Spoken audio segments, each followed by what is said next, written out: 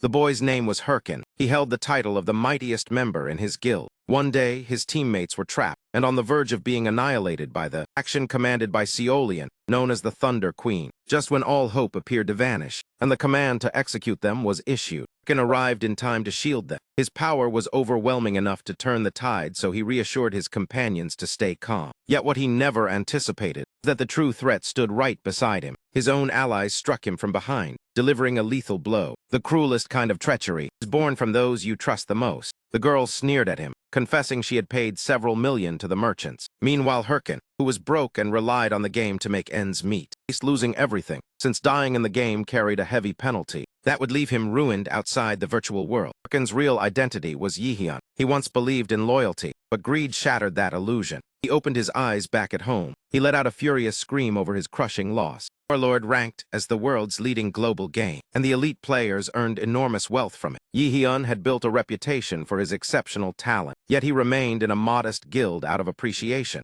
since they had welcomed him first. Overcome with fury, he gathered his belongings and dashed across town, determined to confront the traitors in reality. During his rush, a friend tried calling him, but Yihyun's vision was clouded by panic, and he failed to notice the traffic signal turning red. A speeding truck slammed into him head-on, leaving him gravely wounded. Despite the agony, he thought about the betrayal by those scoundrels and vowed he would get revenge no matter the cost. An instant, the world around him shifted, and he realized he was back at the Warlord tutorial stage. The system ordered him to defeat a Minotaur. Perplexed by the situation, he heard two players shouting desperately for assistance. They pleaded for help, saying most of their team had been badly hurt by the beast, that only the three of them remained to confront it. Staring at the towering monster, he wondered why it hadn't been patched out 5 years ago due to its brutal difficulty. The other players looked puzzled, insisting the game had been released just 10 months earlier. That was when he understood he had been thrown 5 years back in time. As they begged again for his help, he quietly took up his blade and rushed forward alone. The Minotaur charged straight at him, yet he sidestepped effortlessly and with a swift motion sliced the monster apart within seconds. The pair watched in utter disbelief,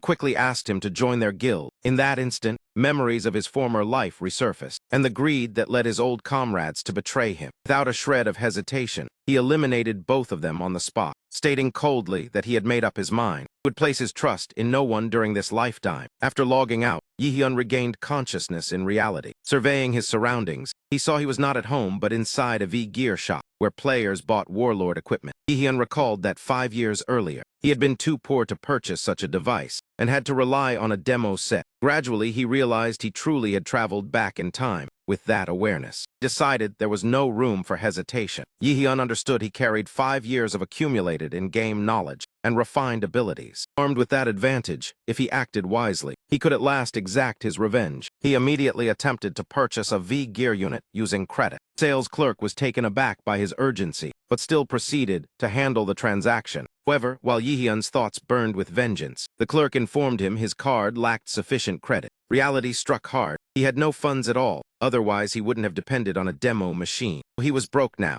Yihyun believed it was only a matter of time before he profited from the game. But to do that, he first needed proper equipment. His eyes drifted to a nearby advertisement featuring Seolian recruiting players for war. Thunder Queen was admired as an icon, which made her the perfect face for promotions. Yihyun understood his choices were limited, and despite the resentment he felt towards Seolian, he realized he couldn't afford to be selective. Sometime later, back in his apartment, Yihyun received a V-Gear device. A technician set up the system completely, ensuring it was ready to operate. He knew the only reason he had obtained the device was by taking out a loan. He had borrowed $1,001 from a ruthless loan shark. The lender showed no hesitation in handing over the cash. Despite the massive amount, however, pressed a knife against Yihyun in warning, threatening dire consequences if the debt wasn't repaid. Yihyun disliked resorting to such extremes, but saw no other path. He resolved that even if it meant enduring hell itself, he would accept any risk to avenge those who betrayed him. Soon after, Yihyun entered his personal V-Gear capsule for the very first time, and logged straight back into Warlord, taking on the role of Herkin once more. Inside the game, Yihyun anticipated the arrival of a key figure. As if on cue, that character materialized. He congratulated him for clearing the tutorial, introducing herself as Ariadne. She explained she would assist him in selecting his class. Ariadne informed him that the adventurer must now choose one of 3 base classes, since that decision would shape his future skills. The first option was Warrior, a melee combatant ideal for players who craved intense close-quarters battles. Yihyun remembered picking this path before, but he had advanced quickly only because of teamwork. Alone it would be far tougher.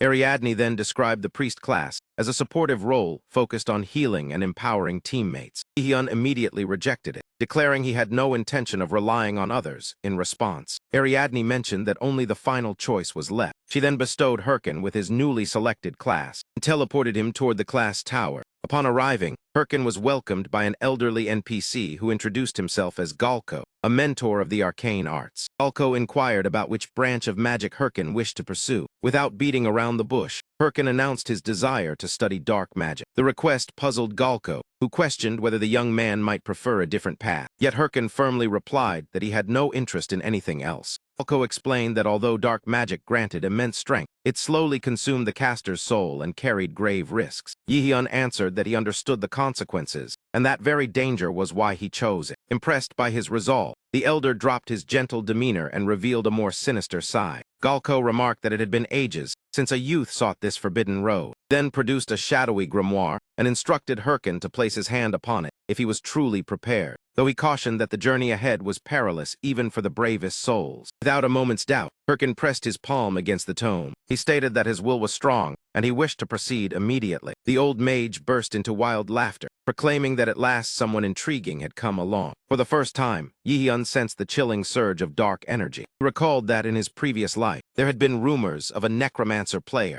managed to conquer a boss raid entirely alone. That was the kind of might Yihyun longed to obtain. The authority of a necromancer. With his class and abilities now chosen, Yihyun activated the Bone Shard skill for the first time. Through this power, he could manipulate the remains of fallen creatures and call forth undead servants to fight at his side. Such was the unique trait of the necromancer class. Now, Yihyun aimed to gain levels and decided to head toward a nearby dungeon. However, as he glanced at his summoned companion, he noticed the skeleton had already lost its skull. Realizing the task ahead would not be as simple as he had hoped. Shortly afterward, Yihyun stepped into the training dungeon. He couldn't help but sigh, recalling how fragile his skeletal minion was. His memories, skeletons had not been this weak. He examined the creature's attributes and concluded its frailty stemmed from low proficiency, meaning he needed to raise his level quickly. Before long, a pack of wolves appeared before him. Yihyun felt this encounter was just what he required. Not particularly powerful, the wolves were swift, ideal for testing his battle tactics. He summoned the skeleton once more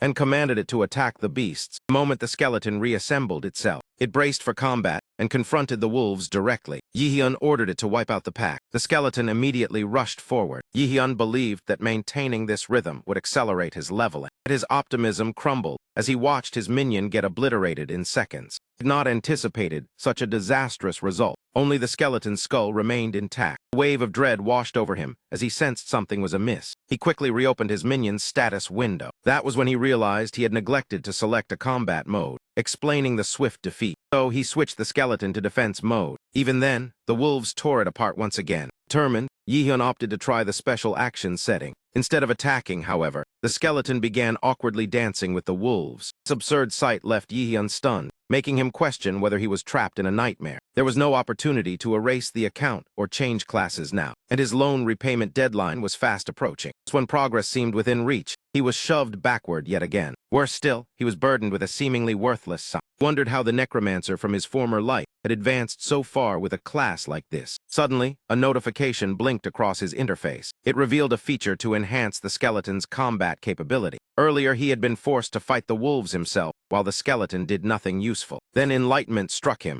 The skeleton had not been idle. It had been studying his movements and learning from them. At last, Yihyun grasped the method to refine his summon's fighting skills. He placed a stick into the skeleton's bony grip, informing it that serving under him was fortunate in his previous life. Yihyun had been celebrated as a prodigy who molded inexperienced guild members into elite players. He instructed his skeletal subordinate, "When you engage in battle, keep this in mind. If you fail to evade, you will be destroyed." Demonstrate, Yihyun struck the skeleton himself, repeating the lesson until it began to react and dodge properly. Still, progress came painfully slowly. Yihyun shouted, "Don't freeze up after being hit. Evade first, then seize the chance to retaliate." After enduring intense training under his guidance, Skeleton was sent back into combat with the wolves. This time, however, it executed flawlessly, strictly adhering to its master's instructions. It sidestepped attacks and countered with lethal accuracy. The skeleton single-handedly defeated the wolves. Yihyun acknowledged there was still much room for growth, but the improvement was undeniable, and even his own capabilities had advanced. His minions' enhanced proficiency, Yi-hyun gained another level after some time, traveled toward the beginner settlement known as Fega's Castle. Recruiters crowded the streets offering guild invitations, but Yi-hyun paid them no attention. His only ambition was to strengthen his summon and thereby elevate his own stats. Amid these thoughts, someone suddenly confronted him. A warrior seized him, demanding an apology for brushing past. Threatening not to release him otherwise, Yi-hyun felt these thugs were a waste of time. Angered by the indifference, the bully swung a fist at Yi-hyun. Before he could respond, another figure stepped in to block the attack. The newcomer warned that violence wasn't acceptable and asked if he was Yi-hyun's friend. The man replied that he was not. Still, Yi-hyun sensed familiarity and realized he recognized him from his former life. With rippling muscles and veins standing out prominently. Dressed in peculiar gear, it was unmistakably Shev the Slayer, a legendary fighter he once knew. Yi-hyun couldn't comprehend why someone of Shev's caliber was present here. Regardless, the bully bristled at the interruption and told Shev to mind his own business. He insisted Yi-hyun had provoked him and deserved retaliation, claiming justice demanded it. In response, Shev released a menacing aura, causing the bully to shrink back in fear like a beaten dog. Shev calmly remarked that the bully's fist had struck his palm, and by the man's own reasoning, that offense deserved punishment. Bully's companion hurriedly cautioned him about provoking Shev the Slayer. He reminded him that Shev commanded the Red Bulls, a guild ranked among the top 30, and was infamous for craving combat. Bully muttered in confusion about why someone of that stature would be here. However, as he attempted to slip away, Shev coolly asked whether he still intended to keep fighting. At once, the bully fled, stammering apologies for causing trouble. With a faint grin, Shev remarked that he was glad the matter had been settled peacefully. He then shifted his attention toward the protagonist, telling Yi-hyun he wouldn't be bothered by those thugs again. Yi-hyun responded by turning away, icily declaring he had never needed assistance, leaving Shev momentarily stunned by the frosty reaction. The seasoned fighter had at least expected a word of gratitude. As he departed, Yi-hyun admitted to himself that Shev's overwhelming aura had shaken him. Yet he silently promised that their next encounter would not conclude in the same manner. Sometime afterward, deep inside a dungeon, Yi-hyun contemplated the stark disparity between himself and Shev. Realizing that since Seolian stood on equal footing with Shev, he too must reach that height to claim his revenge. While lost in these thoughts, a monster suddenly lunged at him. His skeleton companions swiftly blocked the attack, as Yi-hyun had deliberately used himself as bait, allowing the skeleton to finish off the creature. Once the skeleton gained a level, however, Yi-hyun complained that it had taken his summit an exhausting 3 days to hit level 10, far slower than he desired. Still, Yi-hyun himself had also grown stronger. He finally acquired the watch, a multifunctional device displaying stats, missions, maps, inventory, and communication features. He had worn the same model in his former life and had awaited its return eagerly, though he regretted losing all his previous attributes. Even so, he now needed to assign his new stat points, fully aware that this decision would shape his future path. He weighed the typical route for a necromancer, enhancing intelligence or magical power. In the end, he invested every point into strength instead. His physical power surged at once, and he sensed the impact clearly, as did his summoned ally.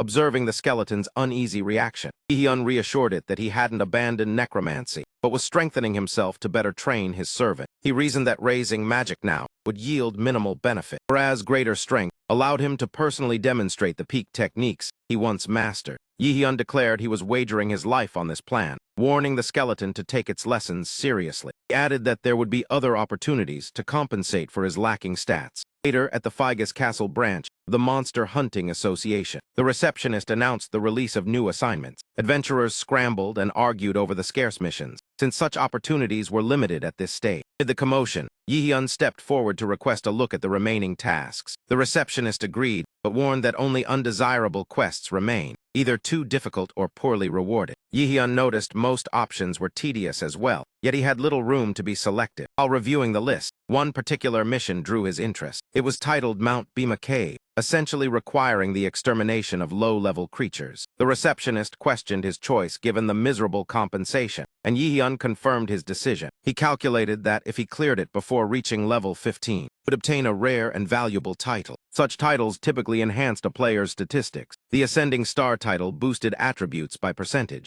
marking his first step toward overwhelming strength. With that objective set, he resolved to upgrade his equipment. After some time, Yi-hyun arrived at Mount Bay, prepared to test his newly acquired gear. However, his outfit looked embarrassingly unattractive, and he was painfully aware of it, having poured most of his funds into outfitting his skeleton, leaving very little budget for himself, resulting in a dreadful appearance. Nevertheless, he only needed to finish this mission to afford better attire. Determined, He hurried to complete the objective as swiftly as possible. Elsewhere in the same region, another player lay helpless, pleading for assistance that never came. The unfortunate adventurer had fallen into a carefully set trap, and the ambushing group lingered nearby, awaiting another victim. On Mount Bhima, an eager adventurer named Malti had just arrived, brimming with excitement. He fancied himself talented enough to become a top ranker in record time. While daydreaming, Malti heard someone shouting for help, claiming a companion was badly hurt. He approached, and the man explained they had been ambushed unexpectedly. Having exhausted their potions, he couldn't save his injured friend alone. Worried, Malti offered his own potions and agreed to assist. The man tearfully thanked him, though in truth he served merely as bait, drawing Malti's attention, while an accomplice prepared to strike from behind. In moments, Malti too was ensnared by their scheme. The rogue adventurers ridiculed his gullibility, noting his belongings would fetch a fine reward. Furious and confused, Malti demanded to know why they deceived him. One bandit shrugged coldly, saying it was his fault for being so easy to trick. With that, the final strike was delivered. Malti was eliminated, and his watch containing all his valuables dropped to the ground. The bandits celebrated their effortless haul. They were the notorious Ralph family, a PK gang already hunting for their next prey. Meanwhile, nearby, Yihyun's skeleton confronted two forest wolves. Yihyun switched the summon into attack mode. Rather than holding back, the skeleton lunged forward, cutting down the wolves with ease. Yihyun realized the sword he had purchased enabled his summon to likely defeat an entire pack alone. Satisfied, he felt vindicated in prioritizing his allies' gear, believing skill mattered more than flashy looks. After the skirmish, the skeleton awaited praise, but Yihyun only insisted they continue leveling quickly. It was already time to seek the next fight. The skeleton obediently trailed behind him. As they ventured deeper into the woods, suddenly during their walk, an arrow shot out and struck the skeleton unexpectedly. Yihyun was taken aback by the sudden attack. Moments later, someone stepped out, apologizing repeatedly. It was the same gang, claiming they mistook the skeleton for a wild monster from afar. The leader quickly expressed regret for the misunderstanding, however. Yihyun immediately identified them as plunderers based on their demeanor alone. He discreetly heightened his guard around the group. Outwardly, though, he remained composed, brushing it off as no issue. Casually requested a mana potion for his skeleton. The gang leader insisted they were out of potions, but proposed helping Yihyun grind levels since the skeleton's mana would refill after leveling up, adding that they wished to make amends for their mistake. At that very moment, several monsters emerged nearby. Leader grinned and called it perfect timing, saying his crew would weaken the creatures so Yihyun could finish them off. It was obviously a setup, as the entire gang believed they had found an easy mark. Bandits first drew the monster's attention, then their mage applied a combat enhancement spell. After that, they redirected the enraged monster toward Yihyun, confident he would panic and be eliminated. Sparing them from direct confrontation, however, events unfolded differently. Yihyun brought the monster down with surprising ease, with assistance from his skeleton, remaining calm. He remarked that he appreciated their support and encouraged them to continue. The bandits quickly realized their supposed victim was far stronger than expected. Deciding to escalate, they summoned multiple monsters at once, hoping to catch him distracted, while they prepared to ambush him from behind. But as they attempted their sneak attack, Yihyun sidestepped effortlessly, as though he had foreseen it. To the attacker's horror, his strike missed and he was immediately met with a crushing counter that ended him in one blow. The bandit collapsed in defeat. Without delay, Yihyun ordered his skeleton into full attack mode. The undead warrior prepared itself. Together, they charged at the remaining looters. Panic spread among the bandits, who suddenly tried to negotiate. But Yihyun was unmoved by their pleas. He and his skeleton cut them down ruthlessly. After all, Yihyun understood players like them perfectly, sort who feigned friendship only to betray and rob others. He knew that while he once might have been fooled, he had changed. To someone who placed faith in no one, Yihyun struck the finishing blow, discovering they carried 8 watches taken from fallen players. Since the thieves had no further use for them, Yihyun claimed the spoils, reasoning he deserved better attire anyway. Meanwhile, his skeleton vented its fury over the earlier arrow, and Yihyun observed its fierce drive, allowing it to release its pent-up aggression. Shortly afterward, Yihyun restored his allies' health, which made the skeleton appear even livelier. Noticing its excitement, Yihyun cautioned that appearances shouldn't matter too much in this world. Insisting inner strength was what truly counted, however. His freshly acquired outfit quickly betrayed that statement. He also realized the looted watches suited him perfectly. Selling another player's watch could drop random valuables, including rare cosmetic sets, enhanced weapons with bonus stats, along with skill tomes and gold. To Yihyun, it felt like hitting a jackpot funded by someone else's misfortune. Additionally, his leveling speed exceeded expectations, prompting him to consider recording his gameplay soon. Amidst these thoughts, an old memory resurfaced. He once discussed forming a guild with a friend, considering the name Mask Guild, inspired by a mask item they had discovered. Gazing at the mask now, Yi-hyun recognized how much he had transformed and vowed never again to let anyone steal what belonged to him. Believed this marked a new beginning, with only his skeleton by his side. Later on, he and his ally ventured into the Mount Bima cave dungeon. Yi-hyun remembered it as the habitat of blue werewolves. Though perilous, he trusted his upgraded gear to handle them. Thus he advanced with confidence alongside his skeleton. Hours went by, yet the cave remained eerily empty. He knew it hadn't been cleared, since no system notification appeared, leaving him puzzled by the absence of enemies. In the stillness, he noticed something peculiar. Approaching cautiously, he discovered that he had triggered an instant dungeon portal, explaining the missing monsters. Such dungeons spawn randomly within others and vanish only after completion. They are far more challenging, but reward superior loot. The downside is clear. Once inside, you must clear it or perish. Retreating would have been wise, as death meant a harsh 2-day penalty. Yet Yi-hyun was forging a different destiny this time. He stepped forward without hesitation, determined to endure. Crossing through the portal, he found himself standing in a vast arena. Suffocating presence filled the space, making him wonder what foe awaited. Answer soon revealed itself. A gigantic werewolf appeared before him. Not an ordinary beast, but a corrupted one with unknown level. Even Yi-hyun was taken aback. Battle began with the creature delivering a savage strike, sending Yi-hyun crashing across the arena. The skeleton steadied itself, prepared for the next assault. Yet Yi-hyun simply laughed, declaring that fortune favored him. A foe of this caliber signaled a main quest opportunity. He warned his skeleton that failure meant no rewards tonight. With renewed resolve, Yi-hyun rushed forward, his skeleton poised to assist. Using its sword as leverage, the skeleton launched Yi-hyun skyward, positioning him directly above the massive beast. Yi-hyun cast a sinister curse, channeling dark energy into his blade, empowering him to rend the enemy. Strike landed with tremendous force and layered the monster with a weakening curse. Though new to him, the technique succeeded flawlessly, filling Yi-hyun with excitement. Werewolf roared in fury, clearly enraged. It retaliated swiftly, attacking him from behind.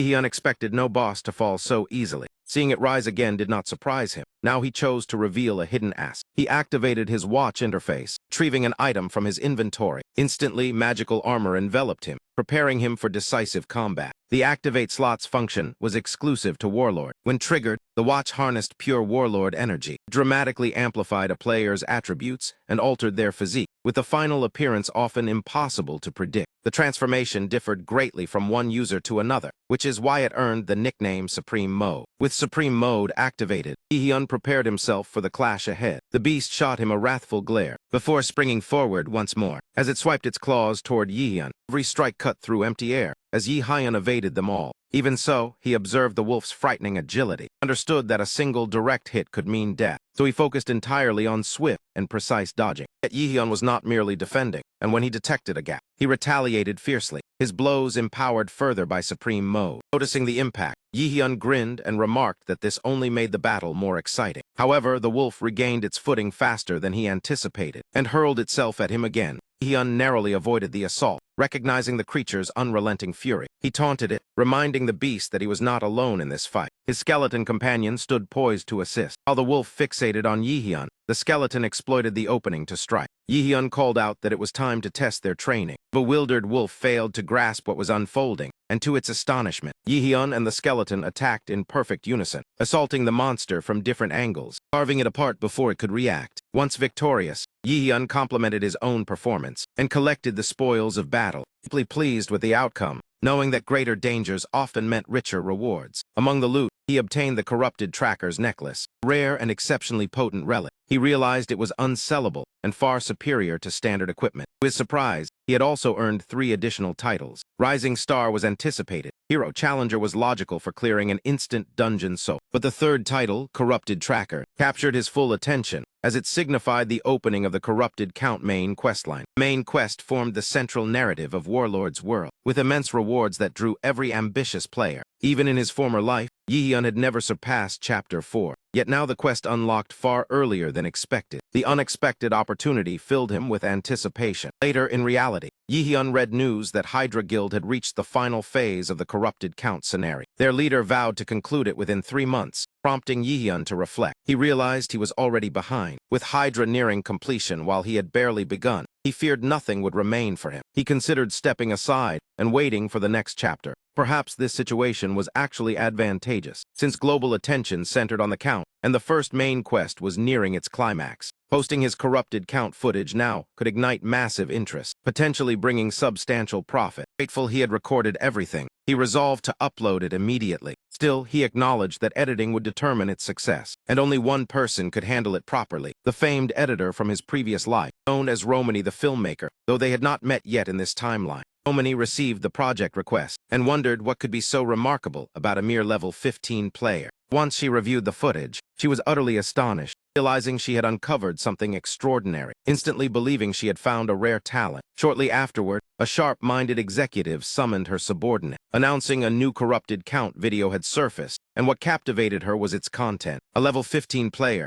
defeating a corrupted werewolf alone. Her employee dismissed it, claiming their team saw nothing noteworthy. Yet the director sensed potential where others did not. He ordered the employee to bring the player to the company. This was Seolian, heiress of Thunder Corporation and Yihyun's former nemesis, known in Warlord as the Thunder Queen. Meanwhile, Yihyun nearly dropped his phone upon checking it. His video had amassed an astonishing number of views overnight. Remembering his struggles in the past, he was amazed at how swiftly success came now. Even Romany behaved differently, communicating far more openly than before. Once distant and reserved, she now frequently contacted him, almost excessively. Yihyun even considered blocking her, though she simply kept asking about his next project. Sure what to create next, he knew finding another corrupted werewolf would be difficult. Therefore, he logged back into the game, hoping inspiration would strike. Elsewhere, Shev repeatedly replayed Herkin's video. Each viewing impressed him anew, and he felt certain he had encountered this player before, though he couldn't recall where. While pondering this, Yell from the Red Bulls Guild asked who he was talking about. Shev answered that it was Herkin, the current sensation, prompting teasing about his obsession. Still, Shev admitted he found the battles exhilarating, and even imagined dueling Herkin's son. Yell dismissed his fantasy and told him to focus, as she needed to prepare for their live broadcast. Shev took the moment to express his fondness for Yell.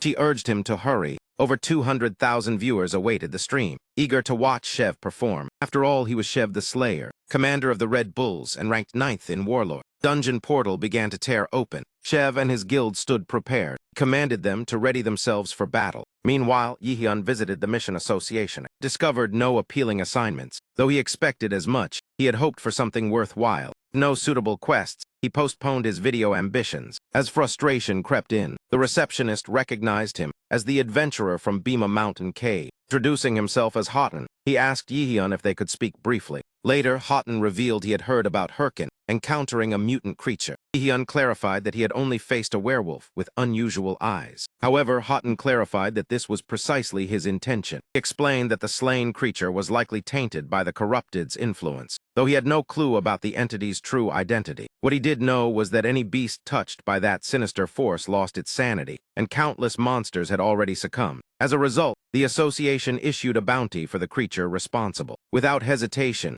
Yihyun announced his desire to participate in the hunt for the corrupted, but Houghton cautioned that it was premature. Even so, the main character refused to back down. Eventually, Houghton agreed to test Herkin by sending him to seek out Ahimbri at Bangsu Castle, located east of Figus Castle. He assured him he would prepare a recommendation letter, so Ahimbri could instruct Herkin in everything necessary. Once the recommendation letter was in his hands, the hero couldn't hide his excitement, as this opportunity aligned perfectly with his plans. Becoming Ahimbri's disciple through such an exclusive quest would definitely create amazing content for his channel. Ahimbri stood among the 7 apprentices of Grandmaster Bakken, a figure every sorcerer dreamed of encountering. Renowned for handing out rare skill tomes, Ahimbri was a key NPC. Yihyun felt confident he'd never run short of video material again. Then he recalled an essential task he had to complete before setting off. With that in mind, Yihyun ventured into the woods. There he summoned his skeletal companion. He realized he had yet to thoroughly review the loot from his previous fight. Choosing to put the defeated werewolf's skull to use, he aimed to enhance his skeleton. A pulse of energy surged as the skeleton absorbed the skull's traits, its strength rising dramatically. Afterward, he put on the corrupted tracker necklace. The necklace's abilities took effect at once, and with that, Yihyun finalized his preparations for the upcoming task. Yet before pressing onward with his journey, he dropped 2 additional skulls onto the forest floor, using them to call forth 2 more skeletal fighters. His original skeleton appeared startled by the sudden addition to their ranks. Yihyun proclaimed that from this point forward, the trio would operate as one cohesive squad. He was eager to witness the combined might of his new summons in battle. Not long after, Yihyun encountered a bear roaming the forest. The animal lunged at him instantly, though he managed to evade the first swipe. Bear quickly followed up with another fierce attack. Yihyun patiently waited for the right opening. then commanded one skeleton to pull the creature's attention. The skeleton rushed forward immediately, but the bear showed greater cunning than expected. It seized the skeleton and hurled it aside. Yi-hyun scolded that such obvious tactics would never succeed and urged them to exploit the beast's blind angle. He signaled the second skeleton to attempt the maneuver, and it advanced toward the bear, swinging its weapon in an effort to strike, yet like the first, it too was swiftly repelled by the monster. Watching them ignore his strategy, Yi-hyun fumed and shouted that the skeleton had merely copied the previous mistake amid the turmoil. The eldest skeleton then stepped up, flared within Yi-hyun as he believed this one would finally execute the plan correctly. The skeleton charged straight at the bear, attempting to slash with its blade, but it met the same fate as the others and was overpowered. Now, Yi-hyun was nearly pulling his hair out from sheer irritation. After some time, he gathered them and remarked that lacking brains was to be expected since they were merely animated bones. He clarified that monsters instinctively turn toward whoever strikes them. Therefore, he emphasized attacking from unseen angles rather than confronting them head-on. Still, he sensed his lecture was pointless. His frustration only intensified as the skeletons failed to grasp his meaning. Yi-hyun acknowledged that summoning 3 skeletons simultaneously was impressive. However, they lacked coordination, simply imitating each other's actions without true teamwork. Since they hadn't learned cooperation, functioning as a unit was impossible. On top of that, calling them forth consumed triple the mana, even though he had finally reached level 20. It became clear his content creation would need to pause. For now, he resolved to train the skeletons in preparation for Bangsu Castle. He had once imagined commanding 3 allies would let him relax while they handled combat. Reality proved otherwise.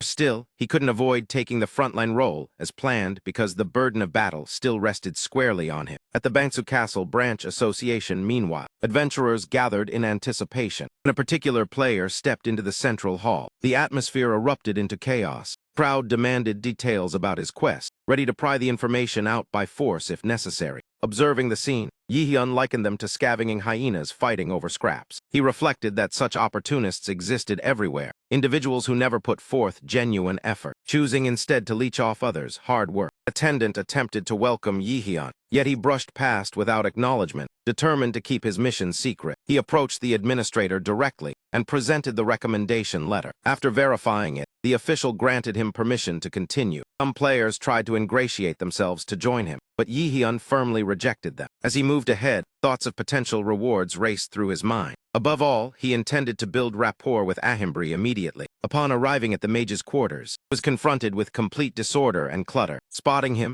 Ahimbri stated that no appointments were scheduled for that day. He then inquired about the visitor's identity. Yi-hyun introduced himself as Herkin and mentioned carrying a letter of endorsement. Ahimbri observed that although Herkin was new, earning such praise suggested notable talent. Nonetheless, Ahimbri proceeded to present the promised rewards. Yi-hyun was thrilled to receive 2 exceptionally rare volumes. To his disbelief, Ahimbri then announced their interaction was finished and politely wished him well on his return trip. Yi-hyun stood dumbfounded at how abruptly it concluded. He had anticipated another assignment from the wizard rather than dismissal, as he hadn't traveled this far solely for prizes. In desperation, he declared he would do anything to become an apprentice, practically pleading for the opportunity. Wizard questioned whether Herkin truly meant those words. If he was sincere, there was indeed a task awaiting him. The wizard then instructed Herkin to obtain an egg straight from its original nest. The twist was that the mission promised absolutely no compensation, leaving Yi-hyun shocked and uneasy. At that very moment, another player stepped forward. Dressed in lavish equipment, he instantly attracted attention and confidently proclaimed, "This is Haho Mask's location." Yi-hyun inwardly groaned at his misfortune, irritated by the NPC's underwhelming assignment. He had expected an epic main storyline quest, not a trivial errand to fetch an unrewarded egg. Perplexed, he wondered whether dedicating time to this objective made sense. Then someone approached him asking about the details of his quest. As soon as word spread that Yi-hyun had secured a mission, players converged on him like a ravenous pack. Realized too late that he had overlooked these opportunistic onlookers. Now he found himself hemmed in, unable to escape the pressing crowd. Through the commotion, a commanding presence appeared, ordering everyone to step aside. The enigmatic warrior he had seen earlier made his way toward Yi-hyun. Forcing his way through the mass of players, the warrior asked Yi-hyun for a brief private conversation. Irritated, Yi-hyun questioned the stranger's identity. He had no desire to chat and declined outright. However, the warrior addressed him as Mr. Haho Mask and requested his assistance. Once separated from the crowd, they paused to speak, and the warrior apologized for his abrupt behavior. He explained that the matter was urgent and couldn't be discussed with others listening. Judging by the man's high-end equipment, Yi-hyun assumed he was likely a ranker. Yet the face didn't ring any bells. More importantly, Yi-hyun was unsettled by how this person recognized him. So until he understood more, he stayed on guard, questioned why he was called Ha-Ho Mask, and the warrior admitted he knew Yi-hyun had just received a quest from the wizard. Getting straight to the point, Yi-hyun demanded the man's identity and intentions, adding he had no interest in pointless fights. The enigmatic warrior studied him silently, then admitted he had made an error and offered an apology. Yi-hyun continued acting as if he knew nothing, and calmly accepted the apology. He stated he would overlook the incident for now and walked away. After Yi-hyun left, another player remarked that they might have mistaken him, noting only a novice would leave his watch exposed so carelessly. The companion added that the corrupted count mission was nearly finished, implying they no longer needed to monitor the wizard NPC. Yet the bespectacled warrior argued that the nest egg quest was the true objective, and insisted they couldn't afford errors at this stage. With that, both returned to their respective posts. Observing from afar, Yi-hyun had seen the entire exchange, realized the warrior who confronted him had an accomplice. From this, Yi-hyun inferred they likely belonged to an organized guild. Indirect tactics rather than proposing a deal suggested they weren't from an ordinary guild. What unsettled him most was his ignorance of their identities. Still, one fact stood out clearly. The egg mission was clearly more significant than a simple gathering job. It seemed likely they had tracked him after watching his uploaded video. Letting him leave so easily showed they weren't concerned about Ha-Ho Mask himself. Instead, their interest lay in the Ahimbri-related quest. Though details were scarce, Yi-hyun understood he must keep a low profile until the mission was done. He sighed in frustration at yet more troublemakers appearing, considering he already had enough enemies, especially Seolian, who alone was a major headache. Coincidentally, Seolian's secretary Park Suji arrived carrying a bottle of water. Park Suji inquired about the guild recruitment exam. Chase Yulian dismissed it as pointless, claiming the applicants lacked talent. Seolian then demanded news regarding Ha-Ho Mask. Park Suji reported that Yi-hyun had ignored their contact attempts and likely joined another guild. Enraged, Seolian pressed her for certainty. Park Suji admitted she could not confirm it. Seolian ordered her to dig deeper and return only once she had reliable information. Before departing, Park Suji was asked about the chairman's response. She explained that the chairman had yet to reply. Seolian interpreted the silence as proof that Warlord was thriving, recalling how the chairman once attempted to arrange her marriage when she mentioned playing the game. Regardless, she commanded Park Suji to recruit new candidates and submit a detailed report by the following day. Park Suji complained the time frame was unreasonable, but Seolian ignored her protests and walked off, leaving the secretary muttering a lot. Meanwhile, Yi-hyun found himself in a different setting. He observed it had been quite some time since his last visit to the lizard's swamp, reasoning that the quest location couldn't be far from the wizard's castle and that he needed an egg. He concluded it likely belonged to a swamp-dwelling creature, given the high-level monsters inhabiting the area. To prepare, Yi-hyun decided to utilize his newly gained skill enhancement. Activating it required drawing a symbol and reciting the proper incantation. He then used the Helm of Madness on one of his skeletons. Transformation took effect almost instantly. Yi-hyun was pleasantly surprised by the outcome. To verify its function, he commanded the skeleton to strike him. He had overlooked the risk that the helmet might drive the skeleton insane. Once ordered to attack its summoner, the skeleton lunged without hesitation. Yi-hyun immediately sensed something was off. He quickly intervened by attacking his own summon to halt it, thus preventing the situation from escalating further. He scolded the skeleton, warning it never to scream at its master again. Yi-hyun wondered if the bizarre reaction was some glitch attempting to process his command. The disturbance attracted nearby lizard monsters. They emerged prepared to defend their territory. Spotting them, Yi-hyun remarked that the test subjects had arrived at the perfect moment. He reapplied the Helm of Madness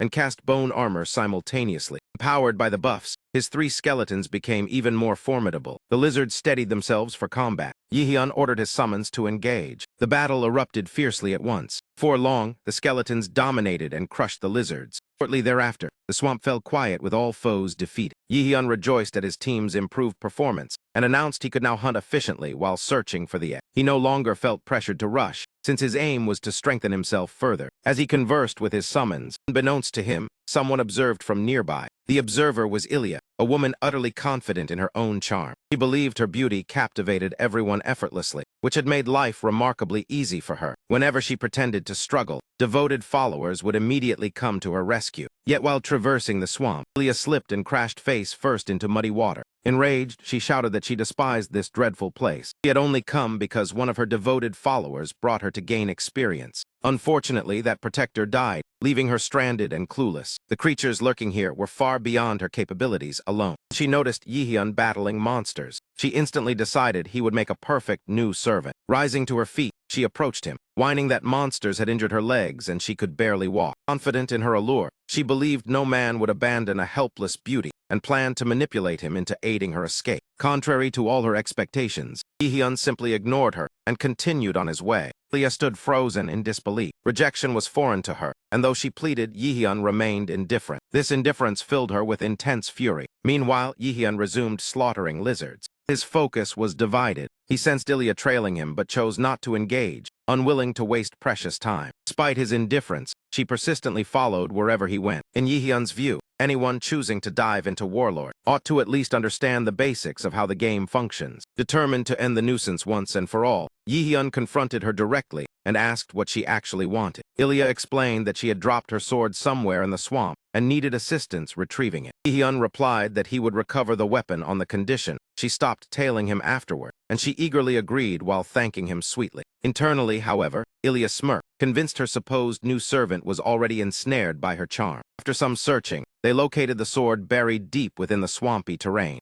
Yihyun repeated that he would fetch it only if she honored her word and parted ways once it was returned. He ordered his skeleton minions to retrieve the blade. The trio advanced further into the marsh, heading straight toward the fallen weapon. Watching this unfold, Ilya rejoiced inwardly, believing everything was going according to her scheme. She reasoned that necromancers were powerless without their summons, and once those skeletons were gone, their master would be defenseless. Angered by being ignored earlier, Ilya suddenly sprang forward, attempting to stab Yihyun in the back. Yihyun sidestepped effortlessly and mocked her sluggish attack. In one smooth movement, he seized her arm, flung Ilya away with force. She splashed into a stream running through the swamp. Instantly, she shrieked at Yihyun in outrage, threatening that her protectors would hunt him down for this humiliation. Yihyun calmly told her to stop yelling and glance behind her, because something was drawing near. Initially, Ilya doubted him. She realized she had fallen into a nest swarming with mutated lizards. As she scrambled desperately to climb out, Yihyun coldly remarked that she should have reconsidered deceiving him, since he had seen through her act from the start. He reflected that past betrayals had sharpened his ability to detect lies. Moreover, this entire encounter had wasted far too much of his time. Turning his gaze toward his skeletons, Yihyun noticed their odd behavior and scolded them, insisting they learn practical skills instead of displaying nonsense. Moments later, system notification appeared announcing that player Ilya had been slain. He was even awarded points for her death, which genuinely surprised him, since all he had done was toss her toward the monsters. Not only that, Yihyun suspected her claims about bodyguards were exaggerated. However, unbeknownst to him, her devoted viewers had watched the entire livestream and were furious at how he treated her. Soon, the swamp descended into chaos. One of Ilya's obsessed followers arrived seeking revenge, yet his retaliation attempt failed miserably. Yihyun looked at him sternly and questioned why he would go to such extremes for someone who gave him nothing. He pointed out that Ilya wouldn't even acknowledge him, much less thank or meet him, so blind devotion made no sense. The boy simply laughed off his reasoning, shouting that he loved Ilya and would sacrifice anything for her. Irritated by the absurdity, Yihyun swiftly eliminated him. He recalled how Ilya had attempted to manipulate him earlier, concluded she likely repeated this trick often. Therefore, he felt absolutely no remorse for what happened to her. Still, he hadn't expected her threats about bodyguards to hold any truth, and now more zealots might appear. Ilya, for her part, excelled at manipulating her followers, persuading them to act at her whim. Explained why crazed challengers kept appearing, and Yihyun was already frustrated from the lack of quests. As if matters weren't troublesome enough, additional hindrances kept emerging. He would have gladly hunted Ilya down again for sport, but time was short and drawing more attention was unwise. Instead, Yihyun looted the fallen players he had defeated. Noticing that the latest opponent carried remarkably valuable equipment, he almost felt thankful for these reckless rookies, since their gear would bring him profit. He could sell their items for a tidy sum. Just then, another Ilya fanatic rushed toward him. This time, Yihyun openly admitted he was responsible for Ilya's demise. He quickly realized a far larger crowd had gathered, and in this scenario, Yihyun chose to flee rather than confront them all, as the sheer number of players was overwhelming. He found it astonishing how many fools were willing to throw themselves away for her, rather than simply retreating. Yihyun unleashed his skeleton army. It seemed this group was already aware of his necromancy abilities, and had prepared strategies to counter his summons. Recognizing they outclassed him in level, Yihyun knew his current minions stood no chance. He opted for a strategic withdrawal, vowing to face them again once stronger. After sprinting through the swamp, Yihyun paused to catch his breath. He reflected on how difficult it had been to escape so many pursuers, yet remained vigilant. By this point, he had lost track of his surroundings. The area appeared unfamiliar compared to the rest of the swamp. He couldn't recall such a place. Careful thought led him to a realization. Meanwhile, Ilya's followers continued scouring the swamp for him, until suddenly they spotted Yihyun's skeletons, strangely swaying and dancing in the muddy ground. The sight left the players utterly confused. Even so, they interpreted it as mockery and felt insulted. One of them rushed angrily toward the skeletons, only to stumble upon a colossal monster. He had no idea where it had emerged from, and was instantly terrified. Before he could react, the creature snatched him. Remaining players realized in horror that this beast was the dragon lizard, ruler of the swamp. While they stared in shock, Yihyun remained concealed, observing quietly. He had already suspected this area was a nesting ground. The dragon lizard was a boss with immense defense, vitality, and power, typically requiring 20 to 40 players to defeat. Yihyun had heard its raid was completed previously, meaning it should not appear unless a quest triggered its return. Therefore, its presence confirmed this was the precise location tied to Ahimbri's quest. Yihyun understood his objective: slay the dragon lizard and bring its egg back to the wizard. Still, he couldn't comprehend why such a high-level task was assigned so early. He grew irritated at the wizard for burdening him with a mission beyond his current strength. Fortunately, Ilya's followers were already battling the beast and might serve as convenient tools. Soon one of them shouted for retreat, claiming the boss was too overwhelming. At that moment, Yihyun intervened. He summoned an empowered skeleton to cut off their escape, forcing them to remain and fight. With no exit, they had no choice but to continue battling in hopes of carving a path. Yet the dragon lizard showed no mercy. Meanwhile, Yihyun quietly slipped away. Grateful for the distraction, he had no intention of challenging the boss just yet. His sole objective was securing the egg for Ahimbri. Thus he ventured deeper into the nest, only to be startled by the absence of any egg. Growing desperate, he searched frantically until something peculiar caught his eye. Upon examining it more closely, Yihyun quickly notices the object resembles a stone far more than an egg. All at once, a notification flashes from his system, informing him that one of his skeletons has fallen, which can only signify that the dragon lizard is returning to its nest, meaning Yihyun has run out of time. The furious beast charges back toward its lair, intent on recovering its treasured possession. Yihyun hurriedly conceals himself, knowing that with the boss back, he cannot continue searching safely. Left with no alternative, he withdraws carrying only the item he managed to seize, saying it matches what the wizard requested. Meanwhile, Ilya's so-called cattle have been completely annihilated. Yihyun steps closer, seeing nothing but scattered debris from the battle. He reflects on how Warlord's limitless freedom breeds countless maniacs, roaming unchecked. Casually, he gathers the loot left behind by the fallen players. Before announcing, he intends to make himself perfectly understood. He declares he has been merciful up to this point. Unlike his adversaries, he treats this game with utmost seriousness. He warns that anyone foolish enough to provoke him again should not expect leniency next time. This message is aimed at that woman's followers and anyone else listening. After delivering his warning, Yihyun walks away. Once he gains sufficient distance, he swears that if any of those cattle continue chasing him despite the warning, he will wage total war against them. To calm his nerves, he decides to hunt for extra income, especially after discovering intriguing loot in the swamp. Later on, Yihyun presents the dragon lizard's item to Ahimbri. He explains it was no simple task, and hopes sincerely that the wizard will accept it, because he refuses to ever set foot on that cursed map again. Ahimbri examines the object carefully and confirms it is exactly what he had been searching for. Yihyun celebrates internally for bringing the correct artifact. The mage compliments his speed, admitting it exceeded all expectations. Yihyun humbly replies that he simply did his best, then asks if another task awaits. Ahimbri questions whether he understands the artifact's nature, and reveals it was discovered in a mutant zone investigation, naming it the Stone of Corruption. This revelation instantly clarifies matters for Yihyun, including the reason those suspicious players targeted him earlier. An item of this magnitude is clearly tied to the main storyline. Those players were desperate to monopolize it, fearing it would hinder their advancement. At first, Yihyun believed he had been tricked into a pointless mission. Now he completely reconsiders that assumption. Ahimbri confesses he knew the trial was harsh, but needed to test a potential disciple's determination. Having passed, Yihyun is asked if he is prepared to confront corruption itself. Viewing it as a rare chance, Yihyun never even contemplates declining. But Ahimbri stops him, stating he is still unprepared, and such perilous missions are not suited for novices. Yihyun understands his level remains insufficient. Nevertheless, the mage says he will accept Herkin as a disciple, if he asks respectfully. Shortly afterward, Yi-hyun storms out in irritation, despises the wizard's patronizing tone, and increasingly suspects he is somewhat of a swindler. Eventually, the same dragon lizard is defeated once more. A powerful alliance of high-level players joins forces to bring it down. Guild captain regroups with his team, praising an allied player for exceeding expectations. Thanks that helper for critical support during the intense fight. This very helper had previously attempted to corner Yi-hyun, now blending in among lower-level players under disguise. Captain admits victory would have been impossible without his contribution. He offers gold as agreed payment, expressing gratitude for accepting the task. The helper declines, stating it was not the agreed reward, and he dislikes violating game principles.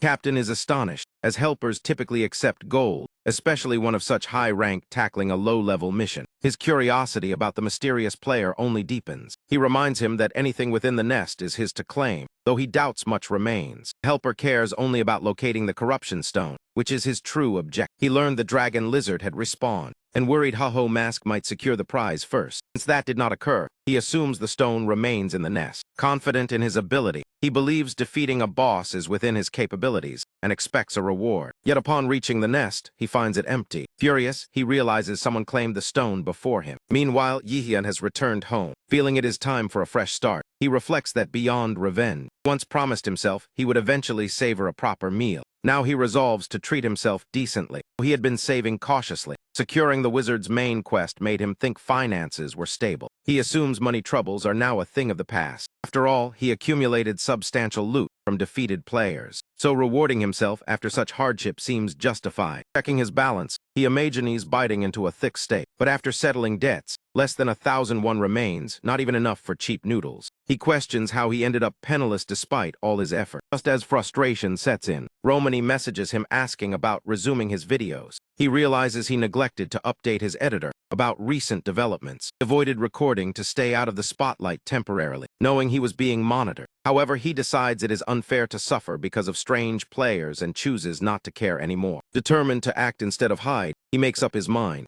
Yi-hyun logs back into Warlord, preparing to confront a new challenge, known as the Forest of the Dead. Upon arrival, he comments that the map always feels eerie, yet it remains ideal for rapid leveling. Its haunting atmosphere will also add appeal to his upcoming content. Announces to his summons that the hunt begins. Introducing a new skeleton and explaining magic will now be part of their strategy, urging cooperation. Thanks to Ahimbri, he gained the ability to summon skeleton mages, and as he levels up, their power will increase. He acknowledges the skill's strength, though the skeleton mage consumes significant mana. With preparations complete, he identifies their prey, hostile skeletons inhabiting the forest. These adversaries are far tougher than his own summons, meaning teamwork is essential for victory. Sensing hesitation among his minions, Yi-hyun orders them into battle and reminds them undead enemies differ from normal foes, so fear is pointless. His speech fails to inspire them, and he insists they have no time to waste and must engage immediately. At that moment, one skeleton charges forward, successfully striking an enemy. The opposing skeleton withstands the blow. Yi-hyun remarks that this proves his point. Ordinary attacks are ineffective and they must alter tactics. He then retrieves a hammer from his inventory. He crushes several hostile skeletons to pieces as a clear example. Afterwards, Yi-hyun tells his minions to smash their enemies' skulls with the hammers, yet his skeletons remain visibly shaken. He sets a strict objective: defeat 100 skeletons within 100 minutes, averaging 1 per minute, and threatens to leave them behind if they fail, which instantly fills them with dread. Motivated by fear, the skeletons leap into combat. None of them wish to be abandoned in this eerie forest. After some time, their performance improves significantly, leaving Yi-hyun pleased that they adapted to the hammers quicker than expected. He grins, imagining the overwhelming views his next upload will attract. Suddenly, a towering skeleton appears and catches him off guard. It is a skeleton warrior, a rare random spawn. Yi-hyun focuses only on the potential loot, especially since stake remains on his mind. Determined, he charges in alongside his team, yet his wandering thoughts distract him, allowing the enemy to nearly land a surprise strike. Barely evades the crushing blow in time, realizing how close he came to being flattened. Fortunately, he had already damaged the creature's arm, meaning he just needs to finish breaking the rest. He coordinates with his allies and launches a combined assault. then checks if everyone is still intact. Despite the impact, the skeleton warrior rises again, attempting to strike Yi-hyun from behind. Yi-hyun smirks and reminds it that one of his summons has yet to act. Skeleton mage steps forward, channeling magic, forming a blazing fireball before hurling it at the foe, burning the enemy's skeleton into ash. And then, Yi-hyun's thoughts drift to the massive view count this fight will bring, and to the long-awaited stake he hopes to enjoy soon. Suddenly, System Alert roars, announcing the awakening of the map's boss. Seeking revenge for its fallen underling, portal tiers open directly before Yi-hyun, and from it emerges a terrifying presence. Rather than panic, Yi-hyun's eyes gleam with excitement. He instantly identifies it as the Golden Skeleton, the ruler of the Forest of the Dead, and the first mage-type boss, notorious for destroying inexperienced players. He never anticipated encountering it so early. Unsure of victory yet thrilled by the video potential, he prepares himself, planning to enhance his allies first, only to realize upon turning around that no one stands beside him. Drained mana caused all 4 summons to disappear, leaving him to confront the boss alone. Panic creeps in as he understands summoning every ally, including the mage, exhausted his mana too quickly. Now he must rely on close combat after so long avoiding it. Activating his watch, he equips his armor and braces for battle. Yi-hyun refuses to retreat from a challenge,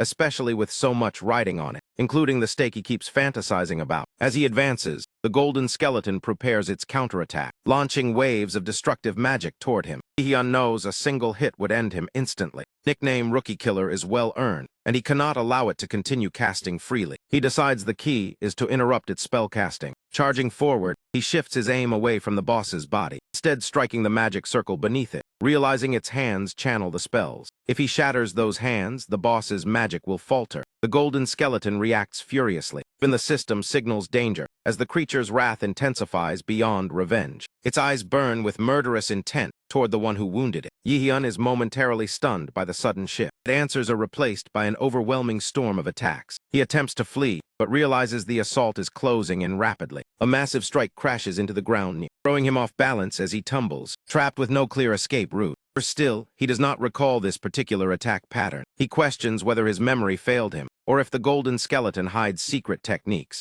Either way, survival matters more than solving that mystery. Skeleton allies will not return anytime soon. Lacking support and information, doubt creeps in about defeating the boss. Little choice, he decides to strike while he can and charges, trusting he can dodge as long as he reads the attack trajectories. Unfortunately, no clear opening presents itself. Without a blind spot, landing a decisive blow proves nearly impossible. In a brief moment of hesitation, the boss seizes him unexpectedly. Massive skull attempts to devour him whole, placing Yi-hyun in grave peril. Yet he still holds one hidden. Casts a demonic curse upon the monster, reducing its stats by 13%. Boss releases him, giving Yi-hyun his long-awaited chance. Seizes the opening, and even mutters thanks for the opportunity. Swinging his hammer with full force, weakened boss cannot defend itself and collapses under the blow, marking another boss defeat. The system proclaims his triumph, alongside announcing his level increase. Yi-hyun exhales deeply, relieved his gamble succeeded. Checking his status, he confirms he has reached level 36. Still, he understands this reckless style is dangerous.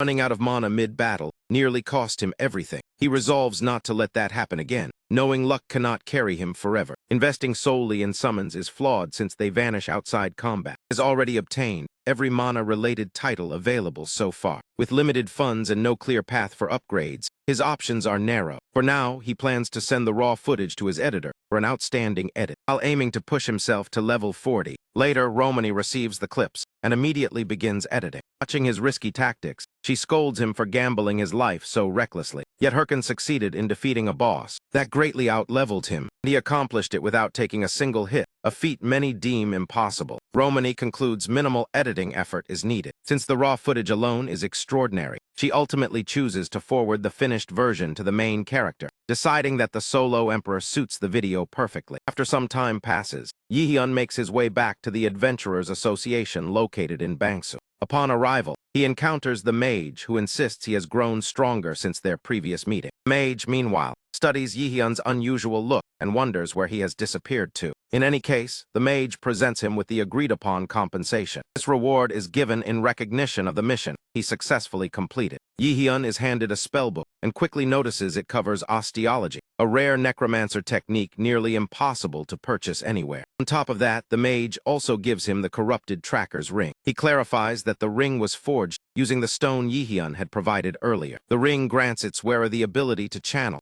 corrupted energy for their own benefit. Yihyun's eyes sparkle as he understands just how valuable such an artifact truly is. Yet the moment he reaches out to take it, Mage abruptly informs him that he cannot receive it immediately. He explains that his disciple must first prove worthy of it, and Yihyun will only obtain it if he manages to seize it himself. Yihyun quickly understands that the mage intends to make things difficult. Determined, he begins pursuing the mage to secure the ring he longs for. Sometime afterward, Yihyun finally possesses the ring and questions the mage's strange behavior. He reflects that if the mage were not a key NPC, he would have dealt with him already. At least he gained another quest, as the mage had earlier mentioned losing contact with an agent named Miggy and requested Yihyun to head to Suryu Castle. Despite the anger simmering inside, Yihyun chooses to overlook it for now. Knowing Suryu Castle is meant for high-level players, he decides to grind and strengthen himself on the journey there. At the same time, Romany reaches out to him. She mentions that the newest video has been uploaded and urges Yihyun to check something important. When he looks at it, he is stunned by the staggering view count. Moreover, the revenue generated is climbing at an incredible rate. Startled by the figures, Yihyun instinctively steps back. He has never witnessed numbers on that scale before, yet one fact is undeniable. With this kind of income, he can finally afford any meal he desires. Yihyun had anticipated favorable feedback on his upload. However, the actual outcome far surpassed anything he imagined. He feels so exhilarated that he considers logging off immediately to celebrate with food. Everything else can be postponed. However, a peculiar notification suddenly appears. It is a recruitment proposal from the head of the Thunder Hunters Guild. Naturally, Yihyun recognizes her instantly because in his previous life, Seolian persistently attempted to enlist him, and after he rejected her, Herkin was ostracized. He even became a prime target of relentless pursuit by her guild. For that reason, Yihyun does not hesitate to dismiss the offer outright. Pausing briefly, he notices he is reacting just as he did before.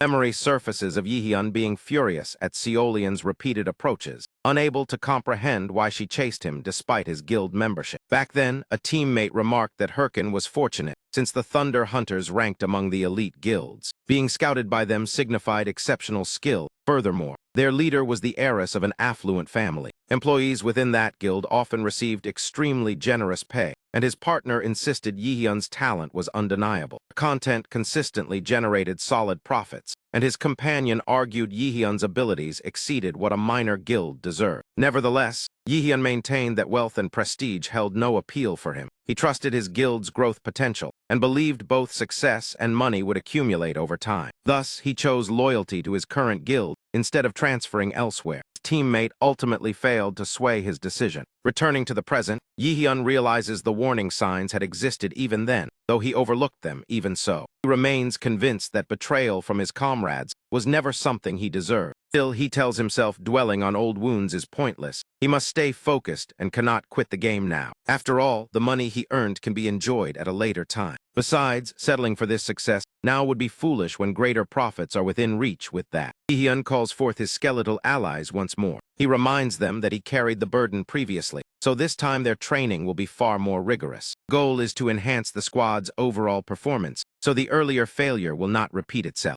Yihyun recalls that in his former life, his teammates frequently avoided putting real effort into practice. Now at least his skeleton minions faithfully obey every command. With these advantages, Yihyun feels equipped to alter his fate in this lifetime, so all that remains is for him to keep increasing his strength to accomplish his ambitions. He informs the skeletons that their next stop is Tsuryu Castle, and they will become stronger along the route. He explains that the drill is straightforward. They must run non-stop until reaching their target. Anyone who slows down will be struck until they resume running, with that incentive. Motivated by fear of punishment, they sprint harder than ever before. Elsewhere, Seolian pauses in deep contemplation. Someone soon approaches and inquires about the source of her intense thoughts. The newcomer is Hatch, a member affiliated with the Thunder Hunters Guild. Hatch informs her that the meeting is about to start and notes the guild's lack of progress on the corrupted Count quest. They have yet to uncover any leads regarding the subsequent objective. Seolian admits feeling embarrassed that the Hydra Guild has taken the lead on that assignment. Hatch explains the gathering includes the heads of the top 30 guilds and could yield valuable information. Even so, Seolian doubts the meeting's usefulness, but decides she will attend regardless. Hatch can only offer his leader a sincere wish for success. Turning to the main character, the overwhelming success of his recent upload nearly caused him to lose himself amid the flood of earnings. Yet his resentment toward Chai Seolian quickly restored his determination. He resolves to keep playing rather than walk away from the game. Once home, Yihyun immediately settles every outstanding debt he owed to the loan shark. He intends to eliminate that burden permanently. Afterward, he purchases rare skill manuals to secure additional advantages in-game. However, once the spending ends, his account balance drops back to zero, even though he only invested in essential upgrades. The sight of an empty bank account still stings, so he channels his irritation into mastering his newly learned abilities. The first technique he studies is called Skin Graft. It is a power that dramatically reinforces his defensive capability. Excited, Yihyun wastes no time testing it out. Combined with his Skeleton Warrior's Essence ability, his defensive stats surge dramatically. He then picks up one of his swords, attempts to injure himself deliberately. When he fails to leave even a scratch, he realizes his durability exceeds his expectations. Afterward, he experiments with the Curse of Sloth. This spell reduces the speed of whoever it affects. Casting it on a skeleton, he immediately recognizes how advantageous it will be in combat. Lastly, Yihyun turns his attention to his final newly obtained skill. It is the ability to summon a golem, the most complex spell he acquired and the one he coveted most. Channeling a powerful surge of magic, he initiates the summoning ritual. The spectacle leaves his skeletal allies in utter shock. Yihyun himself beams with joy, as this was the moment he had awaited. At last, he successfully brings forth a golem. Staring proudly at his creation, Yihyun proclaims that no necromancer is complete without a golem. His construct feels sturdier than any frontline fighter I have ever relied on. On top of that, the golem came equipped with a duplication mode. Once activated, it enabled Yihyun to mirror his actions in perfect sync with the golem. He was convinced that merging the golem's brute force with his refined combat abilities would render him invincible in upcoming battles. However, the moment he experimented with it, a wave of frustration hit him. The feature failed to operate the way he had anticipated, leading him to suspect there might be a glitch in the system. Then, he noticed the golem finally begin to move. It launched a punch, though the motion came noticeably late. Yihyun quickly understood that the real issue was the golem's painfully slow speed. This realization irritated him deeply, considering the game heavily favored those willing to spend money. Meanwhile, a summit of guild leaders had already begun. Nergal of the Ares Guild expressed gratitude to those who had shown up. Ev, famously known as the Red Buffalo Slayer, seemed glad to see several familiar figures. Berg, who headed the Big Smile Guild, clearly looked annoyed to be present. Seolian, for her part, displayed no enthusiasm about attending either. Berg complained that only 4 of the 30 invited guilds appeared, while Shev remarked that he had expected even fewer. Nergal, as the host, was taken aback by the poor attendance since the top guilds were fierce rivals and gatherings like this were rare. Full participation was even more unlikely. Nergal then disclosed that the Hydra Guild had identified the corrupted Count and planned a decisive raid within a month. Shev admitted Hydra's progress was remarkable, as no other guild had approached that level, leaving them trailing far behind. Berg cautioned that Hydra might seize control of all future primary quests. If that occurred, the remaining guilds would effectively be finished. Seolian finally broke her silence, telling Berg that anyone too frightened should keep quiet. Irritated, Berg snapped back, asking if she was challenging him. Shev and Nergal stepped in swiftly to calm the tension. They reminded everyone of the meeting's true purpose, after which Nergal suggested forming a coalition against Hydra. Under this pact, they would suspend conflicts until the corrupted Count arc concluded and pool all gathered intelligence. Though Shev disliked alliances, he recognized there was no alternative, and the others reluctantly agreed despite mutual distrust. Chai Seolian was included in that reluctant consensus. Later at home, Seolian mulled over the meeting's outcome while soaking in her bath. Humiliation felt worse than she had initially imagined. Not only had she failed to conquer the Chapter 1 boss alone, she was forced to cooperate with competing guilds. Still, she understood there was no better option, since Hydra completing the quest solo would harm everyone, and sharing rewards was preferable to losing everything. After weighing everything, Seolian resolved to wait patiently for another chance to act. She then instructed her guild to closely monitor Hydra's every move. Any unusual activity had to be reported immediately, as victory was her absolute priority. Shifting back to Yihyun, he once again stood inside the Adventurers Association. An NPC assigned him a task involving Babaru Forest. The official explained that Agent Miggy had disappeared there, and clues might be found within the forest. Yihyun protested, pointing out that the region was packed with level 70 monsters far beyond his capability. The NPC insisted that, as Himbre's apprentice, Yi-hyun was uniquely suited for the assignment. Refusal, however, would strip him of his corruption tracker title. After stepping outside the association, Yi-hyun felt completely uncertain about his next move. The quest interface flashed ominous warnings about extreme danger. Yet declining would erase all the progress he had achieved. He realized that constantly accepting missions above his level to advance faster had backfired badly. Although he had survived difficult quests before thanks to luck, repeatedly overreaching had finally caught up to him. Now the system presented an even harsher challenge, and the inability to abandon it only deepened his predicament. While wrestling with these thoughts, he overheard players discussing Hydra's near completion of the main quest. None of the other top guilds were close, and players speculated about the fate of remaining main quests if the count fell. That conversation sparked an idea in Yi-hyun's mind, suggesting he might avoid Baboru Forest entirely. Elsewhere, several players observed a castle, one celebrating that the mission was nearly complete and expressing frustration at constant surveillance. Among them was Natal, a commander from the Hydra Guild. Natal cautioned against complacency, reminding them the task was not finished. They had to keep watch until the corrupted count was truly defeated. Secrecy was also essential to prevent information leaks. Suddenly, another player stormed in shouting loudly. He was Kim's, ranked third within the Red Buffalo Guild. Natal demanded to know why a Red Buffalo member had appeared there. Kim's casually claimed he came to hunt the high-level mountain boss. He even asked whether Natal's group was there for the same objective. Unable to disclose their real mission, Natal reluctantly agreed. However, Kim's commented that they looked unwell, then left them to their supposed task, his informal attitude infuriating Natal. Shortly after, Kim's contacted his guild leader to report spotting Hydra's commander, confirming their intelligence. Shev the assassin was stunned by the report. He had earlier received an anonymous message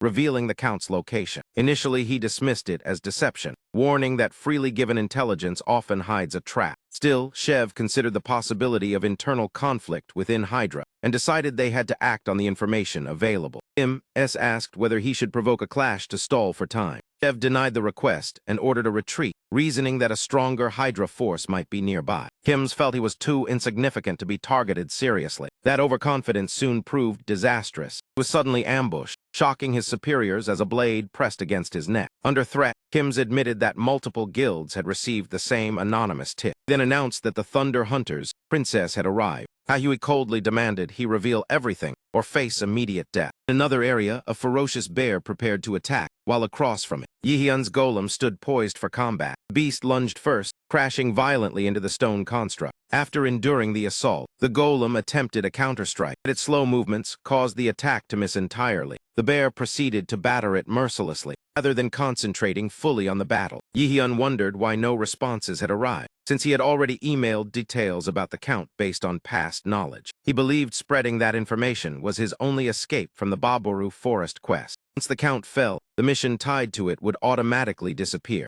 The Warlord storyline unfolds through multiple chapters. Present, players are in Chapter 1 known as the Corrupted Count. When this chapter concludes with the Count's defeat, all connected quests end and a new arc begins. Hyun understood he lacked the strength to defeat the Count himself, so entrusting it to others was the wiser option. He did not mind who succeeded, as long as someone eliminated the Count to fulfill his plan. Before he distributed the information to several guilds, hoping for a reaction, yet instead, the system alerted him that Hydra had initiated a live stream. At that instant, the bear smashed into his golem once again. As the construct neared collapse, Yi-hyun stepped in and struck the beast directly. "I need absolute quiet to focus on this stream, so I don't want a single distraction," Yi-hyun states firmly. That said, he tunes into the live broadcast. A representative from Hydra proclaims that their guild was the first to discover the identity of the corrupted count and is preparing for a raid. They have even fixed an exact date for the assault. Yi-hyun listens with complete concentration. He hopes the operation is scheduled within the month, and when the date is announced, he is left speechless. The Hydra spokesperson reveals that the raid will commence in just 3 days. Yi-hyun is overjoyed, as it is far sooner than he predicted, and he struggles to suppress his laughter. Meanwhile, the golem continues its fierce clash with the bear. Yi-hyun assumes Hydra must be rushing due to the leaked information, yet he does not mind if they claim victory since they have both the advantage and manpower.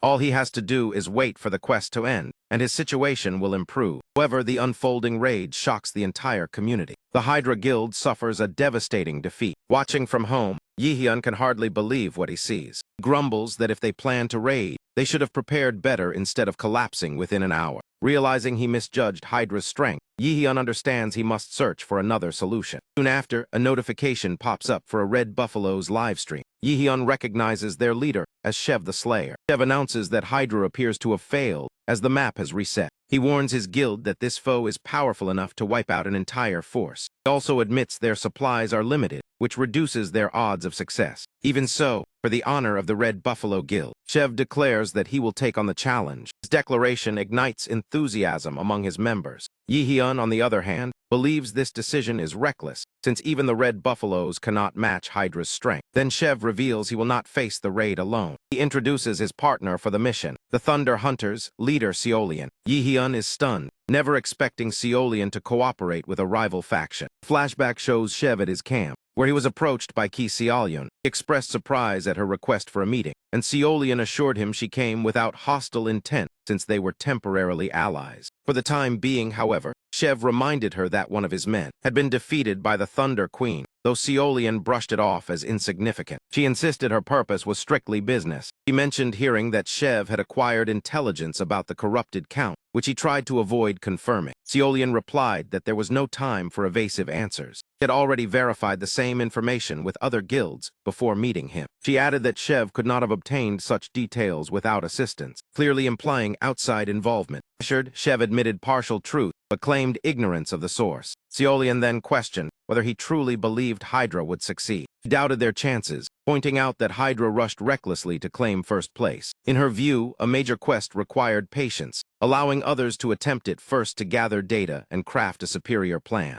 Shev asked directly what she was proposing. In response, Seolian stunned him by driving her sword into the table. She proposed forming an alliance to strike immediately after Hydra's inevitable failure. Initially thinking it was a bluff, Shev soon recognized her unwavering resolve. Back in the present, Shev acknowledges she was completely serious. She is fully committed to the joint assault. Together they reach the Count, who shows no concern toward the approaching players. He summons hordes of monsters to defend his domain. Shev realizes that even united, their guilds are being pushed back. Yet he observes Seolian fighting without retreat. Witnessing her resolve, Shev vows to shield her. He orders the Thunder Queen to advance while he clears the path. Seolian presses forward as Shev guards her flank. As she charges toward the Count, the enemy mocks her audacity. He unleashes a relentless barrage of attacks, but she evades each strike flawlessly. Within moments, she closes the gap. Seolian attempts to deliver the decisive blow, yet she is momentarily caught off guard. Count retaliates and ensnares her in a trap, proving he is not easily defeated. Shev watches anxiously. Still, Seolian refuses to yield and gathers her strength. He cuts through the tentacles binding her. With renewed determination, she advances again and positions herself for a final strike. A powerful swing she slices, splitting the Count cleanly in two. Shev cheers at her triumph. He admits she is even more formidable than he had thought. The entire battle heirs live, leaving Yi-hyun stunned that Seolian secured the victory. He feels anger rising, but forces himself to stay composed, reminding himself that the Count's defeat was what truly mattered. Regardless of who claimed the glory, he hopes she savors it while it lasts. He tells himself it will be her final triumph. In the end, he is confident his revenge will come. In the Balkaz Mountains, Yi-hyun begins a new journey with his team,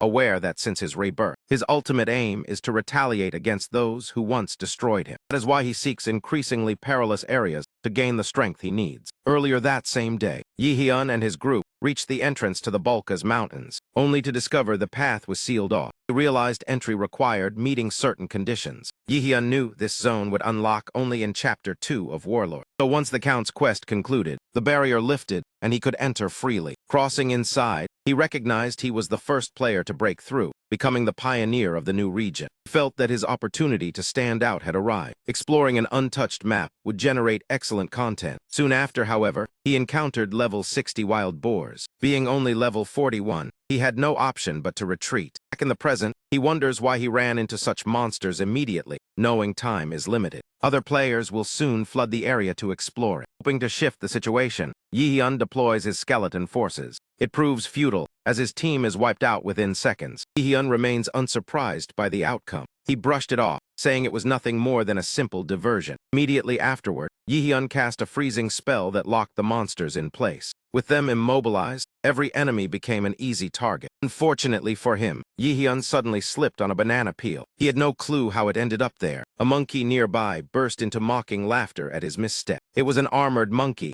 infamous for its mischievous tricks on players. Yi-hyun swore revenge on the monkey but neglected the boars, only to realize too late that his spell wore off quickly, and just as danger closed in, a sudden flash of light pierced the gloom. An arrow shot past him and struck the charging boar, leaving Yi-hyun stunned, and, in a single strike, all the monsters collapsed. Yi-hyun was baffled that one arrow could wipe out so many foes. Once the battlefield fell silent, a hunter approached and asked if he was unharmed, far away near Suryu Castle. Elsewhere, several players navigated the area. Something unusual caught their attention, widening their eyes. One individual wore the rare white mamba armor set, an outrageously expensive outfit. Strangely, none of them had seen this player before. He was the very Hydra member who once pursued Yi-hyun. Turning to his companion, he asked what information she had gathered, and she replied that no guild possessed the data they saw. Since the details about the corrupted count originated from an anonymous free leak, tracing its source was impossible. He mentioned Haho Mask, but his ally dismissed it, saying he was posting his usual content without anything suspicious. She doubted that a newcomer could obtain such critical intelligence. The man then announced he was off to his next support task at the Sweepers Guild. At the same time, he instructed his ally to concentrate solely on uncovering the leaker. Whoever disrupted the balance of the game would have to face consequences. Meanwhile, Yi-hyun was speaking intently with the hunter who had saved him earlier. Yi-hyun recognized him as Ma Wang, the central NPC of Chapter 2. Ma Wang was a master swordsman who once trained the prince himself. After a tragic incident led to his exile, he became captain of the guards in the Bolka Mountains. Yi-hyun felt fortune had finally favored him by meeting such an important figure. However, Ma Wang warned that the area was far too dangerous to linger in. Concerned for Yi-hyun's safety, he urged him to leave before another wave of monsters arrived. Yet Yi-hyun quickly devised a way to use this encounter to his advantage. He calmly stated that the corrupted count had already fallen.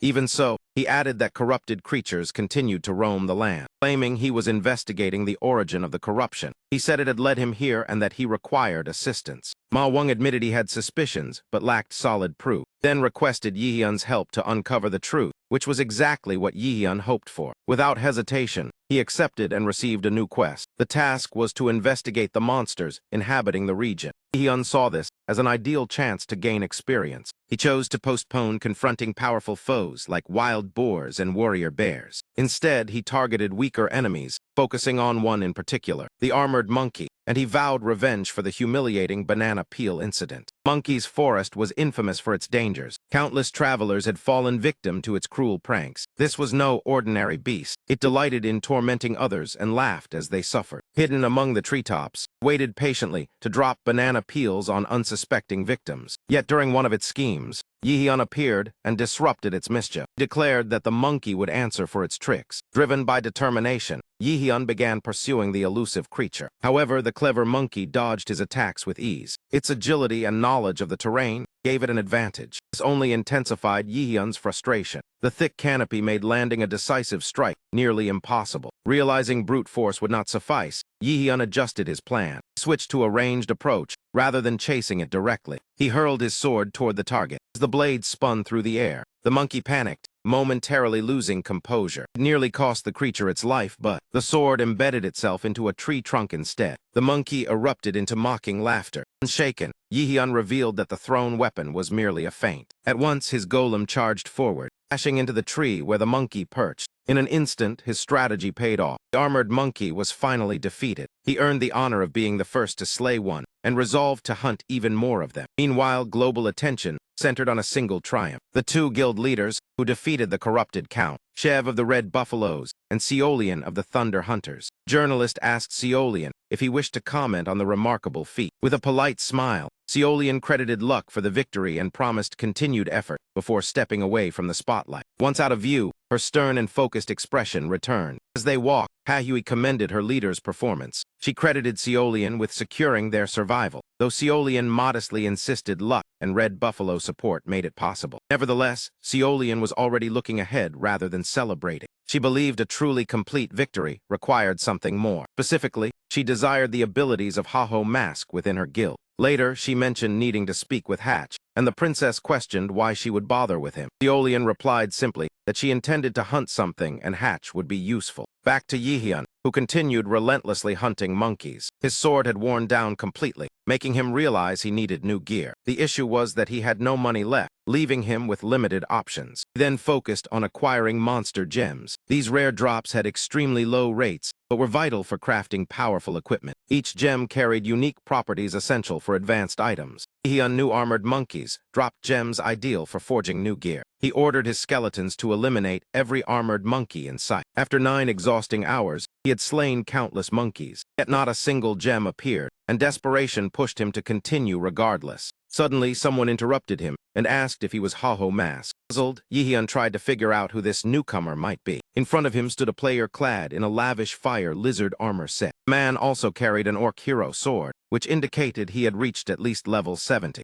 Yihyun began to suspect this could be one of the individuals who had challenged him in the past. The stranger introduced himself confidently as Kyode. Without hesitation, Kyode proposed a one-on-one duel. He explained that Yihyun's videos had gained massive popularity, that defeating him would attract enormous viewership. Yihyun dismissed the offer outright, saying he had no interest. Already irritated from failing to obtain a single gem, Yihyun found it even more aggravating that an attention seeker had appeared. Pester him further, yet Kyode continued to beg for the match. He even promised to pay $5,001 if Haho accepted. Instantly, Yihyun's stance changed, and the duel suddenly seemed worthwhile. As they readied themselves, Kyode dramatically proclaimed himself the hero of justice, claimed that in every game he touched, his talent naturally drew all the attention. But once he entered Warlord, that spotlight vanished, and no one noticed him. He began hearing rumors about the protagonist. His curiosity grew, and he became determined to uncover the identity of this Haho Mask. He even hoped to defeat the person who had taken the recognition he craved.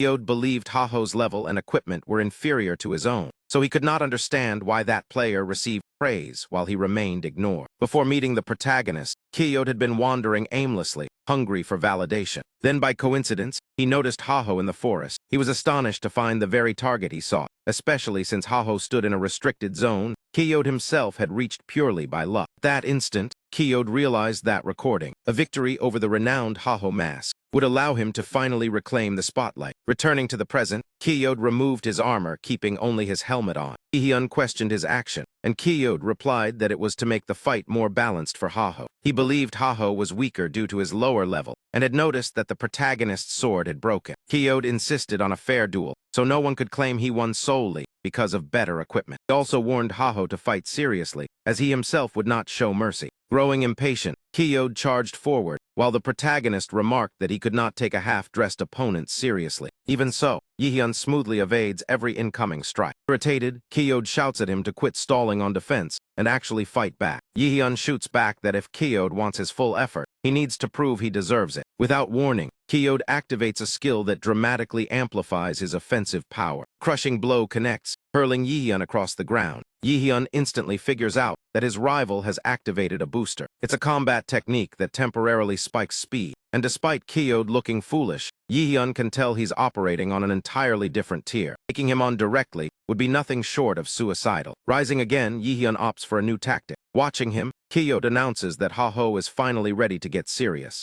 Kyode provokes him to use his strongest move, confident he can withstand anything. After all, he wants to showcase his dominance to the crowd. Growing impatient, Kyode charges once more with his boosted speed. Yihyun counters by kicking up a cloud of dirt straight into Kyode's face. Even with his helmet on, Kyode's vision is briefly obscured. Seizing that split second, Yihyun knocks his legs out from under him. Aware that he can't overpower his foe, Yihyun avoids a contest of raw strength. Instead, he focuses on disabling Kyode, creating an opening for a finishing blow. After enduring several strikes, Kyode growls and calls Haho dishonorable, asking if he intends to win with cheap tactics. Yihyun responds coldly that this is a battle to survive, and unlike Kyode, he has no interest in pride, only in winning at any cost. With that, he activates the newly learned abilities of the armored monkey. His body surges with power in an instant. Kyode realizes that if the attack connects, it will be the end for him. Yihyun declares that Kyode brought this upon himself and must now accept the outcome. Yet at the final moment, Kyode yields. Yihyun releases the fearsome strike. However, it halts just inches from Kyode. The unleashed force disperses harmlessly into the air instead.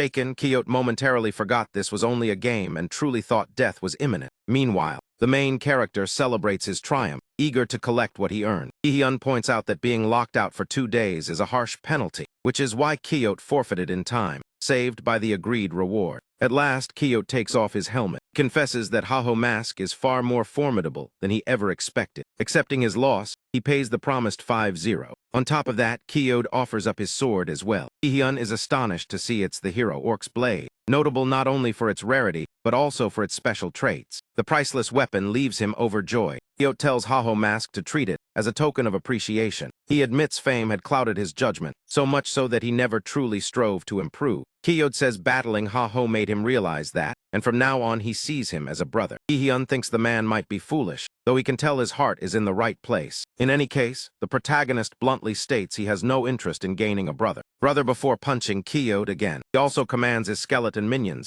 to continue the assault. Even after being thoroughly beaten, Kyode insists he wants to earn the right to be Ha-Ho's brother and vows to become stronger, saying he looks forward to meeting again. Ji-hyun concludes the guy is probably insane, but at least he's enjoying himself. Still, the match proved worthwhile. Gained both cash and a powerful sword, meaning he no longer has to grind monkeys. Ji-hyun feels prepared for the next assignment now. However, he still considers going back to hunt more monkeys, believing he's close to finding one carrying a gem. His skeletons attempt to restrain him, sensing how obsessed he's become with that gem. Some time passes, and Ji-hyun reviews his recent accomplishments. He reports defeating 950 armored monkeys, 104 crazed wolves, and 76 poisonous lizards. Ma-won commends Ji-hyun after hearing the numbers, saying his efforts have greatly advanced the investigation. But noticing Ji-hyun seems distracted, Ma-won questions whether he's listening. Ji-hyun apologizes and admits he was daydreaming about how to spend his new earnings. Ma-won urges him to stay sharp, warning that the upcoming task is extremely perilous. He reveals that a warrior bear has been sighted near the mountain peak. Warrior bears are enormous beasts clad in armor that fight like seasoned soldiers. Ma-won explains they must determine where these creatures obtain their gear, as it may reveal clues about the corrupted. But simply, Ma-won wants Ji-hyun to slay one and return with its weapon. Ma-won admits it won't be easy, and asks whether Ji-hyun can handle it solo. Ji-hyun answers with confidence that he can, since he understands how to deal with such monsters. Soon after, he is already making his way up the mountain path. Before advancing further with the mission, he decides to spend some of his funds. Ji-hyun accesses the auction interface through his system,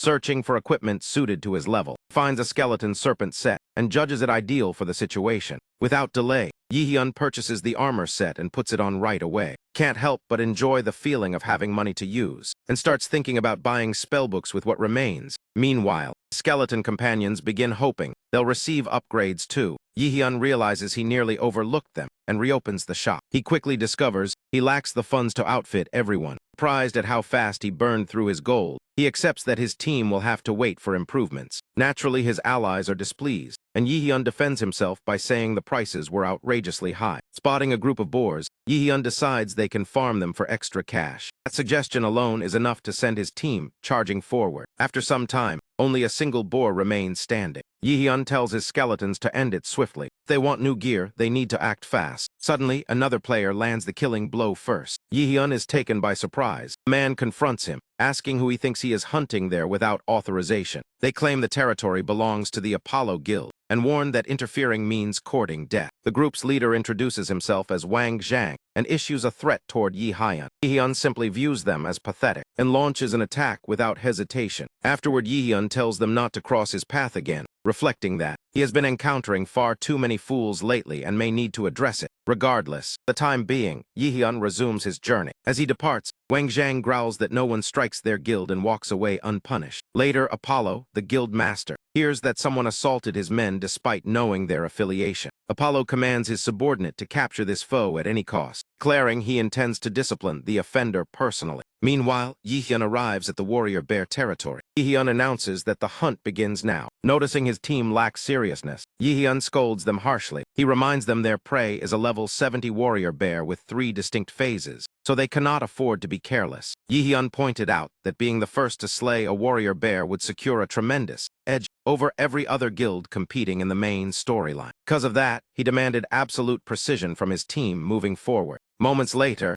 Ji-hyun felt the presence of the approaching creature. Beast that massive couldn't possibly move unnoticed. Ji-hyun steadied himself and got ready to engage. Clad in his complete armor set, Ji-hyun intended to monopolize every reward tied to the main quest, ensuring no scraps were left behind for rivals. Not far away, Hatch caught sight of the Bulka's mountains. He hoped the Ha-Ho Mask was still somewhere nearby. However, Hatch felt insulted at being dispatched to such a remote location, convinced that someone of his status shouldn't be chasing a newcomer. Besides, he had no intention of coercing anyone into joining his guild, since that would cross the line into wrongdoing. Lost in thought, Hatch suddenly found himself under attack by a wild boar. Yet as a seasoned May, he reduced the beast to ashes in an instant, then decided he simply wanted to wrap up the assignment and leave this miserable place behind. Ballista Hatch was a high-ranking member of his guild, believed that alone qualified him for missions far more prestigious than this one. Yi-hyun recalls attempting this same raid 6 times in his previous life, alongside his guild, and barely scraping out a victory. This time, though, failure would mean surrendering control of the main quest to someone else. To deal a decisive blow, Yi-hyun understands he must strike at the gaps in the bear's armor to expose its weak points. With that knowledge, he prepared a set of tailored skills specifically for this encounter. Yi-hyun gestures to his skeleton troops, instructing them to mirror his movements, while he activates a newly gained passive ability, called Muscle Modification. Once triggered, it grants him astonishing speed. However, he hasn't yet adjusted to the surge. He overshoots his mark and accidentally leaves his skeletons vulnerable. The bear capitalizes instantly, obliterating them in seconds. Yi-hyun's frustration mounts as his strategy collapses. He attempts to regain control and channel the speed properly, but this newfound power remains unfamiliar to him. He struggles to apply it effectively in combat. Bear retaliates fiercely, forcing him to deactivate the muscle enhancement. Even so, Yi-hyun succeeds in tearing away part of the creature's armor. Still, he regrets that the skill didn't deliver the results he expected. Without sufficient speed control, landing clean strikes proves impossible. For now, evasion is his only choice. Unable to engage up close, Yi-hyun switches to ranged attacks using explosives. The explosion hits, but instead of weakening the bear, it only fuels its rage. Realizing brute attacks won't suffice, Yi-hyun abandons direct confrontation and restores his health, then calls forth his skeletons again, determined to embrace his role as a true necromancer. He reassures his summons that this round will not repeat the last. Taking advantage of an opening, Yi-hyun summons his golem, and the towering construct appears instantly. Golem charges forward to clash with the bear. Satisfied with the timing, Yi-hyun quickly casts another spell, reinforcing the golem's body so that when the bear swings its sword, the blade becomes lodged for a brief moment. That pause allows the skeletons to move in. Stripped of its weapon and partially exposed, the bear is far less intimidating. Still, Yi-hyun cautions that they must remain vigilant, reminding them he hasn't revealed his final trump card. Suddenly, a burst of magical flames engulfs both Yi-hyun and the irritated. Yi-hyun scolds his ally for attacking before he had cleared the area. Because of that lapse in focus, the bear activates a skill and restores half of its lost health. It immediately launches a renewed assault. Exhausted by failed tactics,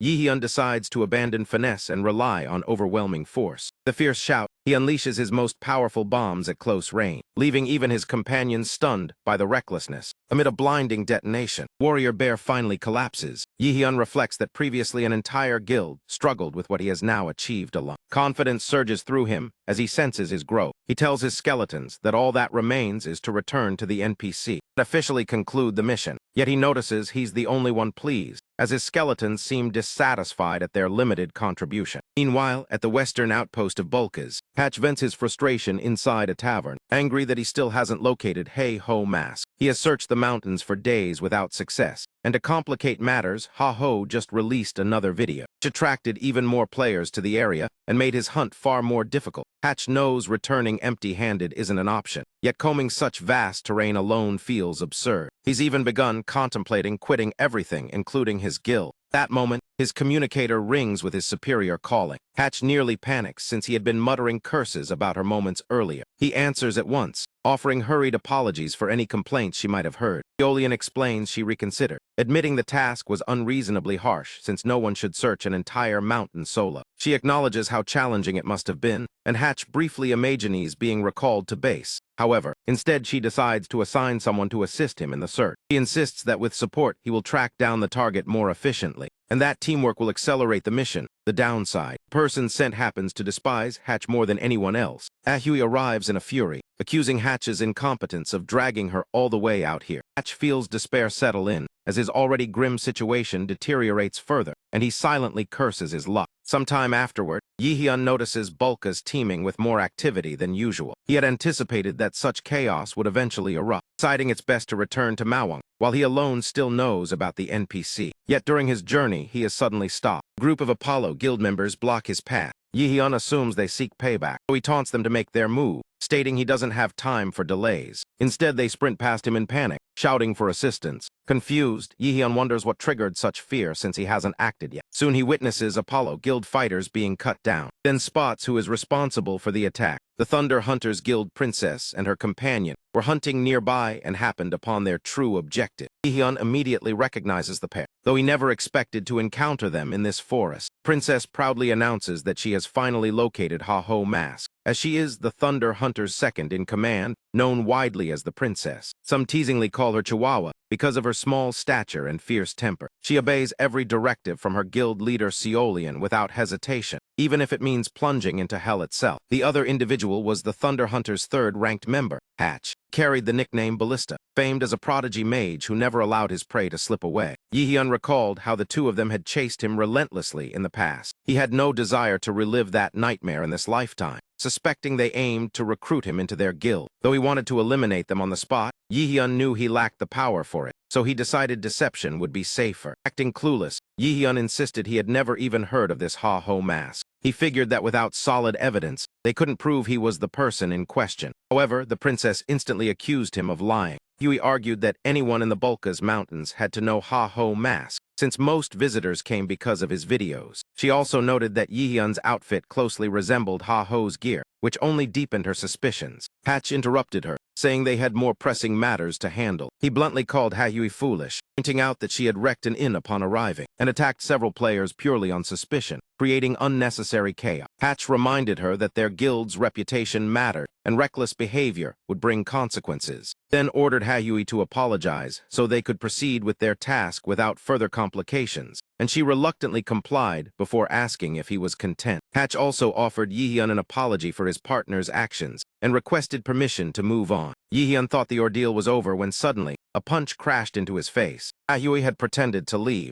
only to circle back and strike him with full force, sending him hurtling backward. Stunned, Yi-hyun struggled to grasp her reasoning. Princess casually claimed she assumed he would dodge it. Furious, Yi-hyun asked if they routinely assaulted innocent players and threatened to report the Thunder Hunters Guild. He added that he would publicly expose them online, ensuring everyone knew they harassed others for entertainment. Hatch quickly stepped in, insisting that wouldn't be necessary and offering financial compensation instead. Yi-hyun agreed, saying he would overlook the matter this time. Hatch then urged Ha-Yui to leave before causing additional trouble. Though anger simmered within him, Yi-hyun chose to maintain composure for now, rather than reveal his identity by retaliating, knowing patience would eventually grant him revenge. Later, Hatch lectured the princess again about safeguarding their guild's image. Ha-Yui defended herself, claiming most players would instinctively evade such a strike. Hatch questioned whether she was blaming Yi-hyun for standing still, and she denied it. Yet she remarked that Yi-hyun appeared merely irritated rather than shocked, which she found suspicious. Even so, Hatch urged her to behave and refrain from reckless actions in the future. Sometime afterward, Yi-hyun visited Ma Wang with a fragment of the bear's armor, and the NPC confirmed something unusual was happening while thanking him sincerely. However, Yi-hyun's mind was fixed on the next assignment, anxious about losing ground to rival guilds. Soon the NPC reappeared accompanied by a small device. It instructed Yi-hyun to select one item. Ma Wang explained that these were special maps leading to monster dungeons. To Yi-hyun, they were essentially treasure maps. Choosing one meant pursuing valuable loot. As he accepted a map, Ma Wang added that he required a favor in exchange, making Yi-hyun realize the deal wasn't simple. The NPC mentioned rumors of armed monsters beyond the Bulkas Mountains and asked Yi-hyun to investigate. Yi-hyun inquired about the location. Ma Wang named Parang Forest. Observing Yi-hyun's reaction, he sensed reluctance. Though displeased, Yi-hyun ultimately agreed to undertake the mission. Outside, he muttered that the area recommended level 90 adventurers, meaning he would need rapid leveling before arrival, so he began plotting an efficient strategy. After conquering the warrior bear, he felt ready to tackle anything that would boost his level. While deep in thought, an unexpected figure approached. Shev the Slayer stepped forward and asked if Yi-hyun remembered him. Meanwhile, Hatch contacted his superior, admitting he could barely tolerate working with the princess, but refusing to abandon the mission. Warned that the Red Buffaloes had seized Sura Canyon, and suggested focusing solely on the primary objective, instead of chasing someone unwilling to join them. After consideration, Seolian permitted them to prioritize the main quest, setting aside their pursuit of Ha-Ho Mask, though privately she still intended to recruit him. Convinced that powerful individuals were bound to cross paths, she believed Ha-Ho could not evade them forever, and patience would lead her to him. Later on, Yi-hyun encountered a level 75 demonic goat, which he dispatched without much effort. letting his skeletons handle most of the work. He celebrated reaching level 62 and believed consistent effort would soon prepare him for Parang Forest. Nearby, several players observed his battle. They were admirers of Ha-Ho Mask, hoping to catch his attention, something Yi-hyun absolutely despised. He hurried away, eager to escape the unwanted spotlight. This kind of attention had become far too common lately, as his content continued gaining popularity. Though he appreciated the growing numbers, he was uncomfortable with players constantly observing his every move. Each hunt left him surrounded, slowing his progress due to the crowd. To avoid this, he chose to head towards Sura Canyon, hoping its high-level monsters would discourage followers. But on the way he crossed paths with Shev the Slayer, who seemed delighted to encounter him. For Yi-hyun, however, it was an unwelcome complication. Shev reminded him of their meeting in the starting village, and claimed he still remembered that humiliation.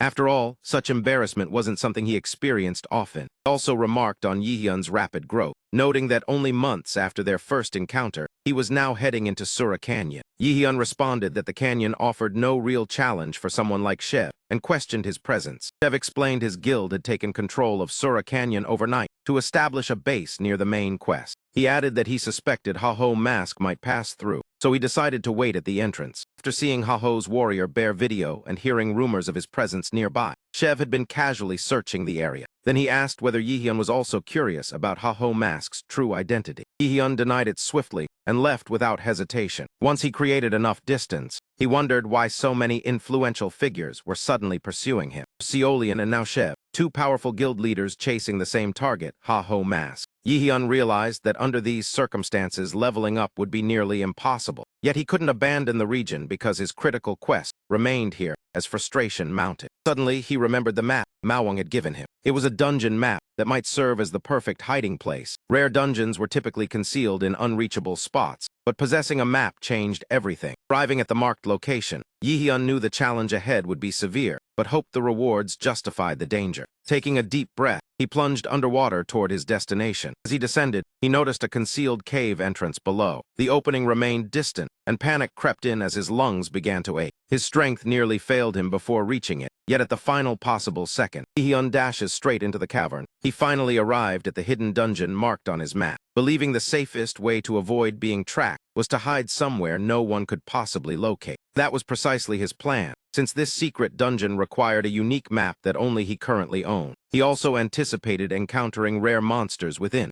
likely powerful adversaries capable of testing his limits. After walking a short distance, Yi-hyun noticed something ahead and felt uneasy about what might be waiting. However, his anticipation quickly faded when he realized it was merely a weak slime, far from the threat he had expected. Annoyed, Yi-hyun grumbled about finding such a pitiful creature inside a hidden dungeon. Suddenly, the slime began transforming, its body twisting as a fierce fiery aura radiated from it. Yi-hyun instantly suspected the presence of a spirit-type monster. Such creatures were exceedingly rare in war. Their drops were essential for forging elemental equipment, making them extremely valuable. That meant even a single drop could earn Yi-hyun a fortune. So without delay, he ordered his skeletons to attack at once. Sensing danger, the slime emitted a sharp cry for assistance. The entire cavern shook violently. Right beside the slime, a gigantic flaming salamander burst into view. Yi-hyun froze in fear, and to make matters worse, the salamander unleashed a massive stream of fire toward him, forcing Yi-hyun and his summons to retreat and take cover. He couldn't believe such a devastating attack could occur in such a tight space. Realizing he had to end the fight swiftly, Yi-hyun decided to use a hidden trump card, activated the Helmet of Madness spell, layered it with bone armor, and then added the Black Orc Skull, an expensive artifact he had purchased earlier. By combining these enhancements onto one skeleton, Yi-hyun created a powerful skeleton knight. He immediately commanded the upgraded warrior to face the salamander. The skeleton knight rushed forward aggressively, catching the enemy off guard. With a single strike, it annihilated both the salamander and the slime. Yi-hyun felt exhilarated at gaining such a strong subordinate, but no sooner had the first fallen, another wave of enemies appeared. The horde charged directly at Yi-hyun, yet he showed no fear. Confident in the strength of his new knight, he simply gave the command to attack. The skeleton effortlessly destroyed the entire group within moments. A victory notification flashed across Yi-hyun's system.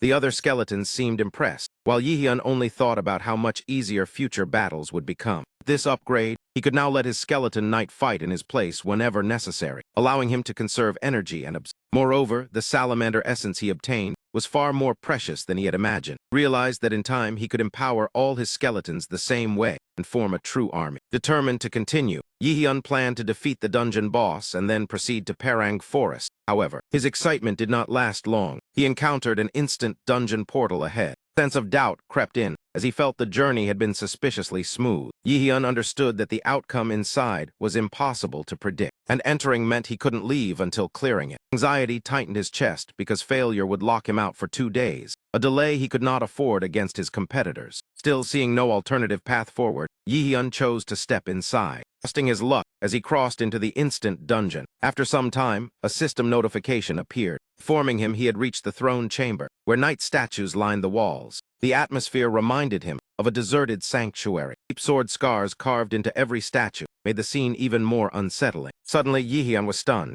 He noticed a figure seated upon the throne. Judging from the surroundings, it was clearly the dungeon boss. Yi-hyun attempted to order his skeletons into defensive formation, but within seconds they were completely destroyed. He was shocked, having never expected such overwhelming force. He recognized the enemy from his previous life, a spirit knight equipped with Warlord's most advanced combat AI. He had fought this very opponent before, at roughly the same strength level, back when he still had his former guild beside him. Even then, they had been utterly crushed and forced to retreat. This time, Yi-hyun refused to let history repeat itself. He gathered his remaining forces using his abilities, then ordered them to unleash their strongest attacks immediately. Spirit Knight retaliated instantly, cutting down one of the weaker skeletons. Realizing the threat, Yi-hyun decided to give everything he had. Together with his skeleton knight, he charged at the boss. Meanwhile, a smaller skeleton moved to flank from behind, striking the enemy's back. Yet the impact achieved nothing significant. Yi-hyun shouted urgently for it to retreat, but it was already too late. The skeleton was struck directly and obliterated. Yi-hyun noticed that although the boss had taken a critical hit, it remained unfazed. Instead, the monster activated a defensive skill that pushed them away. Yi-hyun realized ordinary skeletons and even golems were ineffective against such an opponent, leaving him uncertain. In that tense moment, memories of his past resurfaced. Someone once asked why he challenged a monster 4 times stronger than himself. Yi-hyun admitted he didn't have a logical reason. He simply thought he wouldn't eat that night if he failed, so he attacked anyway. His former teammate had been astonished by that explanation. Returning to the present, Yi-hyun understood he had never been overly calculating, and his instincts still guided him. He concluded that if a decisive strike was impossible, he would slowly wear the enemy down. With renewed determination, Yi-hyun launched a relentless barrage. Suddenly, the spirit knight moved faster than him, swinging its blade in an attempt to cut him down. Just as it believed victory was assured, Yi-hyun smirked and declared that it was not as swift as it assumed. At that exact moment, his skeleton knight attacked from behind,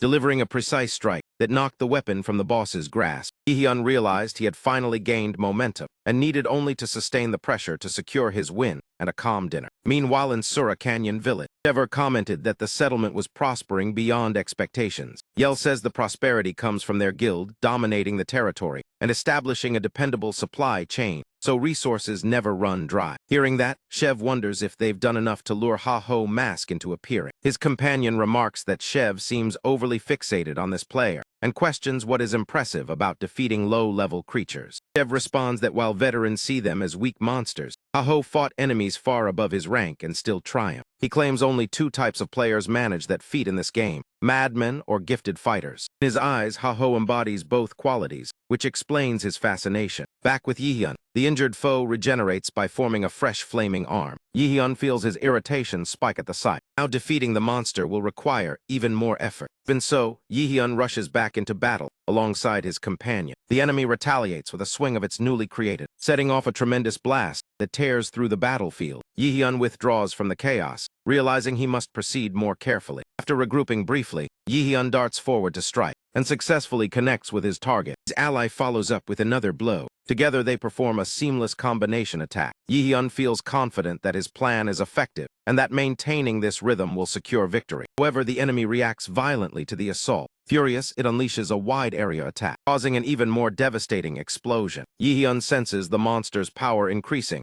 and its attacks becoming deadlier. Foe has completely altered its combat pattern, rapidly adapting to counter them. Realizing this, Yi-hyun understands he must end the fight quickly. He orders his companion to intensify the assault. Suddenly, Yi-hyun is blindsided by a strike that sends him flying across the arena floor. Lying on the ground, he admits he focused too much on directing his skeletons and neglected his own safety. That mistake left him vulnerable, and just as a fatal blow was about to land, his companion steps in and absorbs the attack for him. Yi-hyun is shocked, never expecting such loyalty. Even so, his ally remained faithful until the very end, giving Yi-hyun another chance to continue fighting. Furious, Yi-hyun rises and launches a storm of bombs at the monster. The enemy staggers, but astonishingly stays upright. Yi-hyun closes the distance once more, determined to endure just a bit longer. He hurls additional explosives, yet it still isn't enough, forcing him to persist. The monster retaliates fiercely, charging straight at him in an attempt to finish the battle. Yi-hyun explains that spirit-type monsters resist ordinary magic. He had accounted for that weakness beforehand, which is why he embedded fragments of his fallen skeletons into the bomb's magic. Channeling his strength, he activates his maximum skeleton summoning skill. Yi-hyun believes this final move will seal the monster's fate. With a calculated strike, he lands a decisive hit. Immediately, the system announces his triumph, followed by a notification that he has leveled up. Briefly, Yi-hyun recalls how his former teammates blamed him for losing to the Spirit Knight. Now, however, he stands beside allies who support him rather than criticize, even if they are undead. Skeletons show more loyalty than many humans he has known. He realizes this new life differs greatly from his past. Taking a moment, Yi-hyun expresses gratitude to his team. Despite defeating the boss, the dungeon exit remains absent. He suspects another challenge may still await. Something unusual draws his attention. He discovers the entrance to a randomly generated reward chamber. Without hesitation, Yi-hyun rushes inside. Thankful for the opportunity, he eagerly wonders what prize awaits after such a grueling battle. To his surprise, he receives only an old tome, recognizes it as a journal detailing ancient power research, something he had already read in his previous life. Having memorized its contents before, he finds it useless and wishes instead for gold or equipment. Then he notices a faint glimmer nearby and grows curious. Sometime later, Yi-hyun arrives in the Porung forest. Believing he has leveled sufficiently, he prepares to return to the main quest, feeling both himself and his team have grown stronger. After all, he upgraded each of his summons significantly. Yi-hyun senses excitement radiating from his group. He admits even he did not expect to uncover such a reward in that chamber. He obtained a skill allowing him to equip his own gear onto his summons, enabling continuous improvement for both himself and his army. The upgrade cost him dearly in gold, but he believes the investment will pay off. He tells his skeletons to prove their worth. At that moment, several players approach, praising Ho Mask for his accomplishments, claiming he matches every rumor they've heard, proclaim they live and die for romance, introducing themselves as the outlaw romantics, known as the R2 family. Yi-hyun concludes he keeps encountering increasingly strange players and briefly considers logging out. He attempts to continue his activities normally, but the romantics trail him, complaining he walks too quickly and asking him to slow down so they can keep up. Irritated, Yi-hyun snaps at them to leave him alone. However, they persist, asking whether he will accept their guild invitation. Explain their guild aims to reach level 100 before entering Porung Forest, but the monsters there exceed their abilities. Therefore, they seek powerful recruits. Question why Ho refuses to join them. The romantics continue trying to persuade him, arguing that only someone of his strength can safeguard their guild's ideals. Eventually, Yi-hyun decides to end the matter. He defeats them decisively, declaring he has no interest in their romantic fantasies, warns that he operates solo, and if they follow him again, he will not show mercy next time. After his departure, the group laments losing him, viewing him as their last hope against the Toon Guild. That rival guild had once trapped them atop a tree, simply for being considered odd. One member reveals that the Toon Guild is now seeking assistance. Returning to Yi-hyun, he confronts another opponent. This time, a massive ogre blocks his path. However, he is accompanied by his team, and together they engage the creature. The single powerful blow, Yi-hyun destroys the ogre. He's become much more powerful than he used to be. On top of that, Yi-hyun has already eliminated more than 50 ogres of the same kind. Since overcoming the Spirit Knight, ordinary monsters barely pose a challenge to him. That doesn't bother Yi-hyun at all. He knows he's growing at an incredible pace. During the chaos, he recalls a quest instructing him to search the forest for signs of armored beasts. Yet he still hasn't encountered any of them, and the primary mission remains stalled. He understands time is critical. Other guilds have begun the main quest and might clear it before long. Realizing this, he considers gaining leverage by extracting information from those who confront him before defeating them. Even so, he would sooner log out than cooperate with the fools from the R2 guild. Out of nowhere, a deafening blast echoes near. He wonders what sort of creature could create such a tremendous uproar. Then a sudden realization flashes through his mind. He believes this unexpected turn could actually benefit him. Not far away, the R2 guild members are locked in an intense struggle. They've been caught off guard by a swarm of armored ogres and are overwhelmed, unable to handle enemies far beyond their strength. To make matters worse, the creature's armor is exceptionally durable, worsening their predicament. On the massive wave of foes stands a towering ogre directing the others. A monster capable of commanding troops like this is something no one has seen before. Even so, the squad leader calls for a unified offensive. At once, his team conjures a blazing barrier to hinder the enemy's charge. The remaining members voice their worries to him. They are shielding the severely injured Toon Guild, and fear Toon cannot endure much longer. They decide withdrawing while they still can is the wisest move for the R2 Guild. The captain concedes that retreat seems the most logical choice. He remembers seeking Toon's aid once before, only to be abandoned without support. He had refused to associate with what they called a band of eccentrics. Despite that past slight, he chooses to step in, orders everyone to exhaust their remaining mana, to carve out an escape path and evacuate alongside Toon. He says they know the pain of being deserted in desperate times, so he refuses to leave others behind, even if it means aiding the Toon Guild. He tells his allies to assist them while he stays back to stall the horde. Charging ahead, he vows that no enemy will pass him. He launches an assault on one of the ogres, believing he only needs to endure until everyone else reaches safety. Suddenly, he takes a direct hit from a foe. In that instant, he understands he cannot rival these creatures. Facing imminent death, he accepts his weakness. Yet in that bleak moment, a glimmer of hope emerges.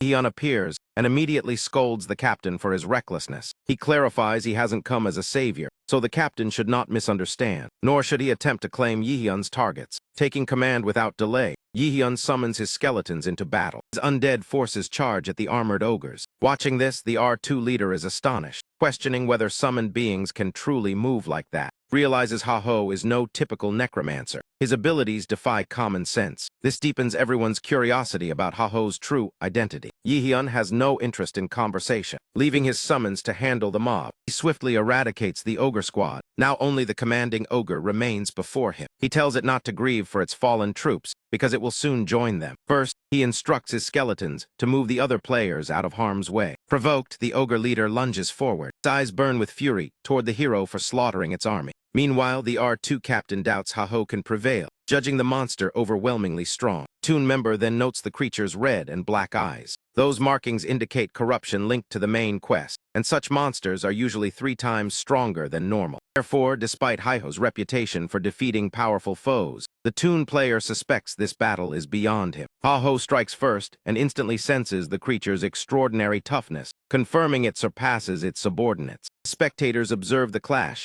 Anxiety for Ha-Ho spreads among them. A beast of this caliber could crush him without difficulty. One Toon member insists Ha-Ho cannot win and urges him to withdraw. Ignoring all doubt, Ha-Ho Mask rushes directly at the towering enemy, as if challenging it to withstand his advance. With one flawless swing, the blade slices through the monster's massive frame effortlessly, and the armored brute collapses at once. Everyone present witnesses the breathtaking might of masked Hei. Yihyun, still masked, casually comments that it was barely a challenge. He must now return to Ma Wang to proceed with the main objective. Before departing, he reflects on how the spoils should be divided since he wasn't the sole participant. There are 20 rare helmeted armored ogres in total, and their drops could sell for a tremendous sum. Ordinarily, the one who strikes first determines how the rewards are shared. However, Yihyun knows he carried almost the entire fight himself. Briefly considers letting the others fall first, and then stepping in to claim everything. The R2 captain's earlier words resurface in his mind about never abandoning others after experiencing it themselves. Those sentiments strike him more than he cares to admit, prompting him to lend a hand. Now, though, he begins to question that choice. As he reflects, he hears the R2 captain express gratitude to Ha-Ho,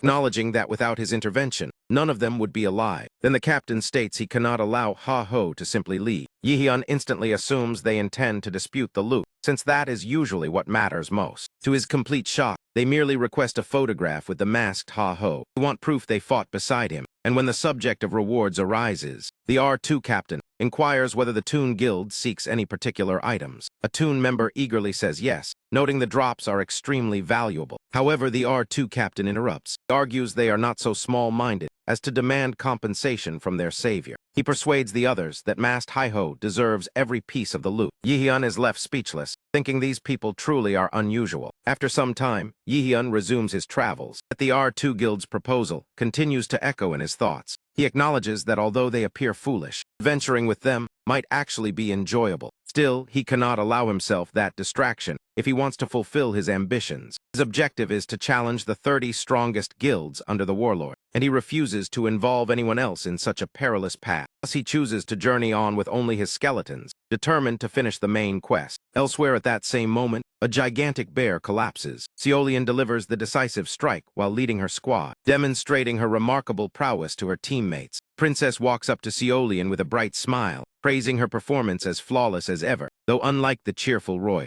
Mage abruptly dampens the celebration by announcing that the Triple Wing Guild and the Big Smile Guild have gone to war, two factions ranked among the top three. The dispute began after a Big Smile executive clashed with a Triple Wing member during a raid. Ever since that incident, both sides have invested enormous resources into the battle, yet Big Smile is clearly falling behind. Seolian considers it reckless to wage war at such a critical stage of the main quest. Even so, she quietly wishes one of the guilds would crumble from the conflict, removing a powerful competitor. Wizard continues with more news, revealing that Haho Mask has slain an armored ogre and pulled ahead in the main storyline. Contrary to expectations, Seolian does not react with anger. Instead, the information seems to please her. He calmly insists they must accelerate their progress to avoid lagging behind, and orders her team to accept Mawang's upcoming quest. She is resolved to push her guild into the second chapter of the primary mission. Sometime later at Bangsu Castle, Ahimbri remarks that it has been quite some time since he last met his disciple. Meanwhile, Yihyun questions why this NPC has appeared here. Wizard Ahimbri explains he has come bearing something for his apprentice. He presents the secret order's ring, proclaiming Yihyun worthy of receiving it. Yet Yihyun feels irritated, believing everything was going smoothly before the wizard's arrival. Earlier that day, he had been invited to join the secret order. Ma Wang extended the offer but cautioned him to reflect carefully, as members must be ready to sacrifice their lives for the cause. Yihyun declared he had no fear of risking his life against evil, though inwardly he was focused on the advantages the invitation offered. In any case, Ma Wang agreed to bring him in, raising Yihyun's expectations of finally obtaining. However, Ma Wang then instructed him to seek out his mentor, which instantly filled him with dread. Hunter M. Wang disclosed that Ahimbri was also a member of the order,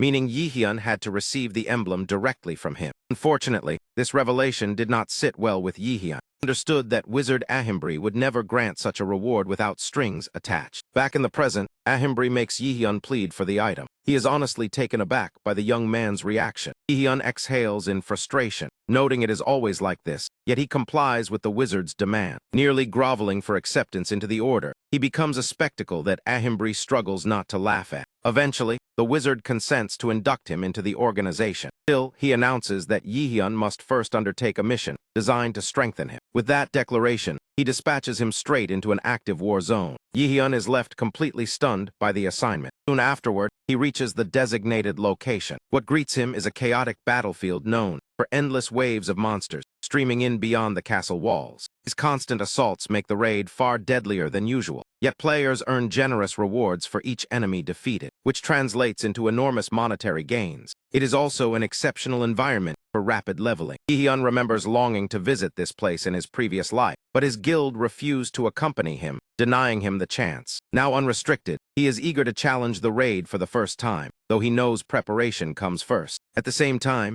a female player who has been following Haho Mask keeps a close watch on him. A pleased smile forms on her lips as she realizes she has finally located him. In another area, certain players are enduring a harsh punishment. A gigantic tiger has been set loose against them. As some plead desperately for mercy, their leader Apollo, head of the guild that bears his name, grows even angrier over his subordinates' failure. They were tasked with tracking down the one who assaulted them, and Apollo is livid at their incompetence. He demands an explanation for why they failed to complete the mission. Subordinate claims the Thunder Hunters interfered, making it impossible to oppose such formidable players. He further explains that the Thunder Hunters are allegedly attempting to recruit that rookie. Apollo scoffs, suggesting the newcomer is only acting bold because he is backed by one of the top 30 guilds. Yet Apollo has devised a scheme. He reaches out to Heavy Bean, an officer within the Smile Guild. Apollo states he requires assistance, intending to give the player called Haho Mask a severe lesson. Heavy Bean asks what grievance Apollo has with this novice. Apollo angrily explains that Haho Mask attacked his men and failed to offer any apology. In essence, Apollo felt deeply insulted and now seeks retaliation. Heavy Bean, however, considers the motive childish. He refuses outright, asserting that his guild should not meddle in something so trivial. With no alternatives left, Apollo announces he will terminate the Smile Guild's sponsorship. Effective immediately, He claims his financial backing was what elevated them into the top 30, since they will not support him when needed. He sees no reason to continue funding what he calls an ungrateful guild. Enraged, Heavy Bean realizes he may be forced to comply despite his reluctance. He informs Apollo he will handle Hey-Ho Mask and report back afterward, but once the call ends, panic overwhelms him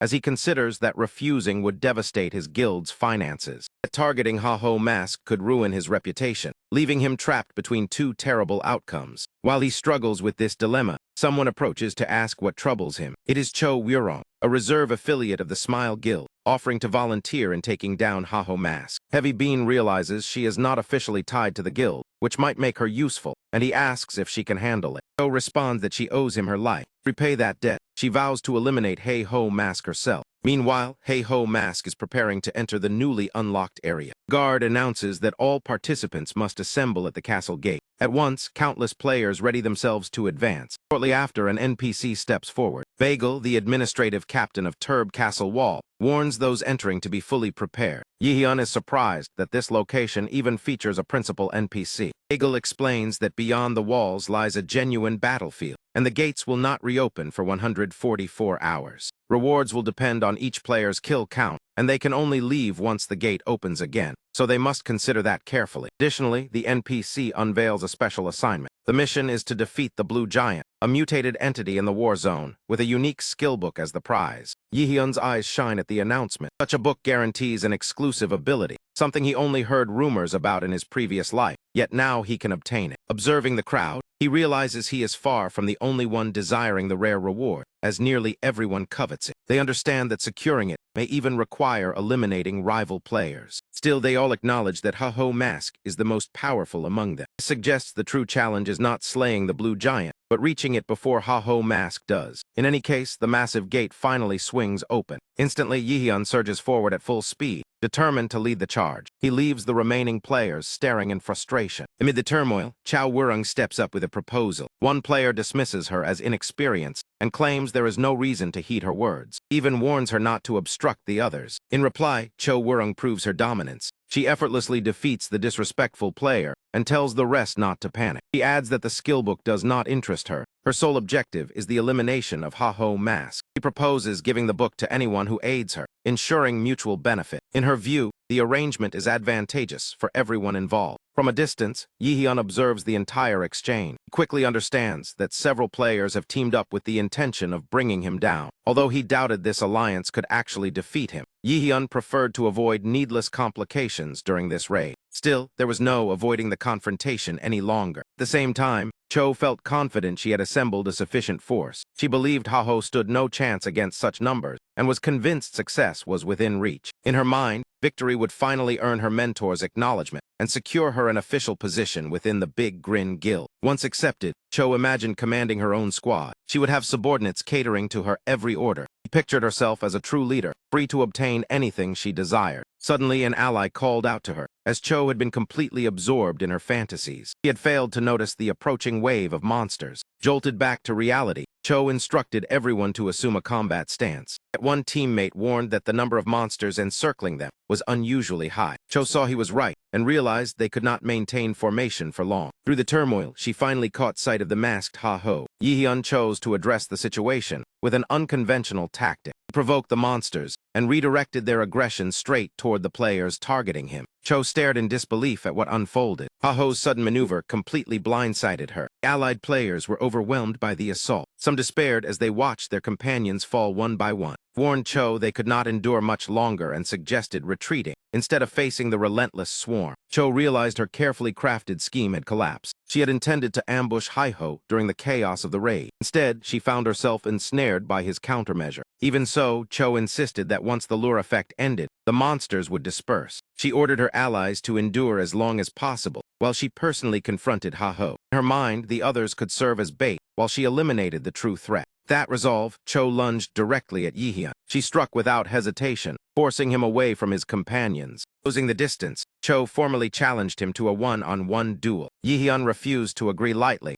where she led the group pursuing him. He questioned whether she truly understood who he was. He claimed he had never encountered her before, and found it odd that a stranger sought his life. Cho knew revealing ties to the Big Grin Guild would be unwise, so she insisted her only motive was obtaining his skill book. Lee-hyun remained unconvinced by that explanation. As they exchanged blows, he openly called her deceitful. He remarked that her expression betrayed a lack of interest in the book. Cho neither confirmed nor denied his claim, and focused solely on fighting. Determined not to be swayed by his taunts, Lee-hyun acknowledged that her techniques were genuinely impressive, which meant he might need to rely on his necromancer abilities. He launched a bone bomb toward her. When it detonated, Cho skillfully evaded the blast. Lee-hyun observed that someone of her caliber could not be an unknown, and asked her guild affiliation. Cho declined to answer his inquiry, stating she would satisfy his curiosity in another manner. She then retrieved her combat equipment from her inventory. Lee-hyun watched as she began equipping her armor. It was clear she intended to treat this battle seriously. He realized defeating her might not yield the answers he sought. Nonetheless, he understood he could not toy with an adversary of her level, and resolved to fight earnestly. Cho declared she would show him no mercy. Suddenly, she noticed several skeletons observing their clash.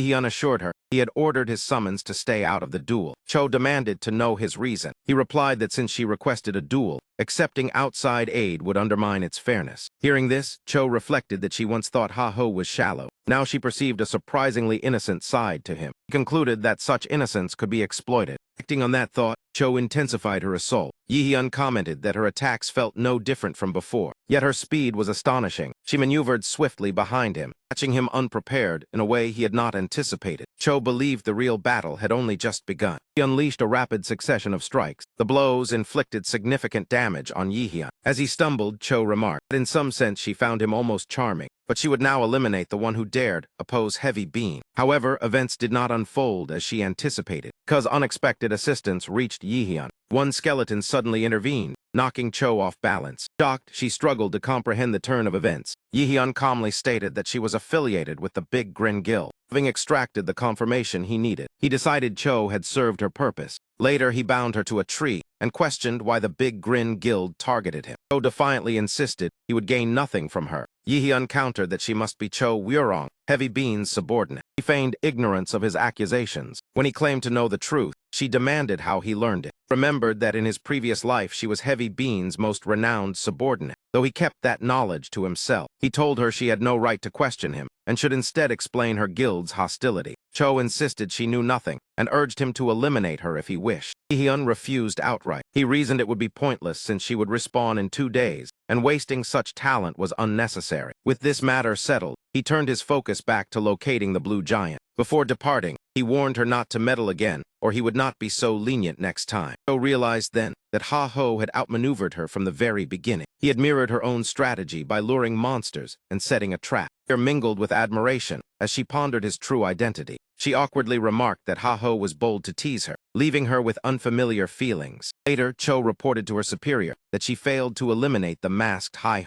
Heavy Bean responded that she had done her best and should rest for now. After ending the call and listening to her explanation, Heavy Bean sank into despair, realizing even his most trusted subordinate had failed. Still, he comforted himself that Apollo was unaware for now, giving him a chance to attempt another plan, however. At that very moment, Heavy Bean's phone rang with a call from Apollo. Apollo stated that it was intolerable for a top 30 guild to be humiliated by a mere rookie. If such news spread, their standing would be completely destroyed. Those words were exactly what Heavy Bean dreaded, and his irritation toward Ha-ho began to boil over. As for Ha-ho, he suddenly felt a strange chill, as though someone was speaking ill of him, though he had no idea why. After subduing Cho, Lee-hyun gathered valuable insight about her, yet he lacked the time to press further. His priority remained reaching the blue giant before anyone else. With that goal in mind, Lee-hyun and his summons pressed onward. Later on, exhaustion weighed heavily on him. He admitted the battle with the giant had nearly pushed him to his limit. As he recovered from the fierce encounter, he confessed he never expected it to drag on so long, since the creature proved tougher than predicted. Even so, he appreciated that rival players had been too busy fighting each other, leaving the monster entirely to him. Still, Cho's attempt to outmaneuver him lingered in his thoughts. Through her, he learned the Big Smile Guild had set their sights on him. What he could not determine was their motive. In his previous life, when his own guild rose unexpectedly, the top 30 guilds united out of fear and tried to wipe them out. Spearheading that effort was Chai Seolian, together with the Thunder Hunters Guild. This made Yihyun question whether Kei Seo-yeon might be repeating history. He sensed something was amiss, which only fueled his frustration at lacking clarity. Regardless, he resolved that anyone blocking his path would be removed. He observed that 138 hours still remained in the raid, meaning there was ample time left to accumulate serious profits. When the raid duration finally concluded, the massive gates creaked open once more. Players streamed back to the entrance, many wearing expressions of disappointment. Those who had crossed Yihyun in particular regretted ever confronting the masked Ha-ho. Some even blamed themselves for trusting the mysterious girl's proposal. Amid the commotion, Yihyun remarked that there was no need for pointless hostility, as such a fine day should not be spoiled. In truth, he seemed to be the only one satisfied with the raid's outcome. To rub salt in the wound, he asked whether they had truly returned empty-handed. Predictably, his comment did not sit well with the others. Yihyun merely shrugged, saying it was simply karma at work. From a distance, Cho observed him and vowed their next meeting would be different. To her confusion, she found herself drawn to Yihyun and no longer eager to kill him, though she could not explain why. Soon after, Bagel announced he would disclose the raid's highest contributor. He summoned the necromancer Herkin to his office. Yihyun could hardly contain his excitement. Inside the office, Bagel confirmed that Yihyun had slain the most monsters, including the blue giant, and he expressed sincere gratitude while mentioning the recent surge of bizarre creatures hindering the local forces. Bagel theorized that the Ice Mountain was likely the origin of these threats. He even revealed plans to dispatch an expedition there soon. Yihyun barely paid attention, as he already knew this information and cared only about the reward. The instant the prize was brought up, his focus sharpened completely. Before handing over the skill book, Bagel disclosed he had received a letter from Herkin's master. The master requested his apprentice's presence in the Urgel Mountains. Yihyun was aware that the region swarmed with powerful monsters, so the choice made sense, though the delay still irritated him. Noticing his impatience, Bagel finally presented the promised reward. He remarked that normally he would advise caution when using such a book, but Yihyun likely needed no warning. Anticipation surged as Yihyun wondered what unique power awaited him. He activated the item, silently hoping for an extraordinary ability. Instead, he received a skill titled Clay Creation. Elsewhere, Seolian was consumed by fury. Hatch attempted to soothe her, claiming the setback was minor, but she ignored him entirely. In her rage, Seolian lashed out at the surroundings. He shouted that unknown fools had stolen the main quest monster her guild was targeting. Demanding answers, she learned they were not affiliated with any top 30 guild. Since they avoided identification,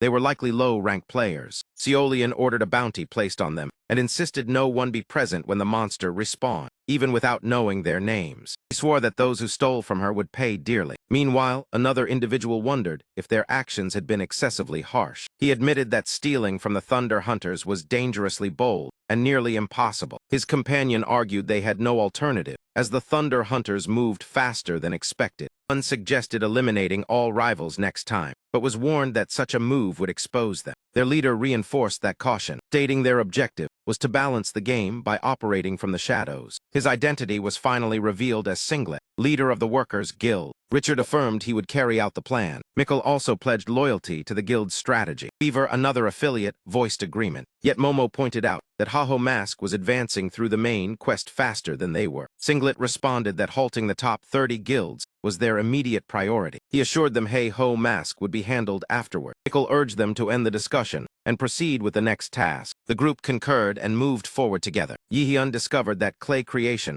allowed his golem to mimic other monsters. Excited, he imagined soaring atop a dragon, summoning colossal titans in future battles. The possibilities seemed almost unreal. Determined to experiment, Yihyun decided to test the new ability. He combined a blue giant's tooth with his clay-shaping power. His golem began to morph. He anticipated something grand emerging. Instead, disappointment struck immediately. Rather than a massive creature, a tiny gnome appeared. The system informed him that this was the highest output possible at his current level. Frustrated, he cursed under his breath, realizing the most exciting features were locked behind higher levels. Later, Yihyun returned to Urgel village, scolding himself for letting his expectations soar. He recalled how even in his past life such feats were extremely difficult, so there was no reason to expect easier progress now. Concluded he would eventually grow stronger, even if gradually. For now, his focus would remain on advancing the main quest. He remembered encountering the blacksmith wolf in his previous life, a member of a secret order. Wolf was famed as the game's greatest NPC blacksmith, renowned for crafting epic gear with remarkable attributes. Since meeting him was tied exclusively to the main quest, Yi-hyun never had the opportunity before. Now, given the chance, he hoped to acquire a powerful new weapon.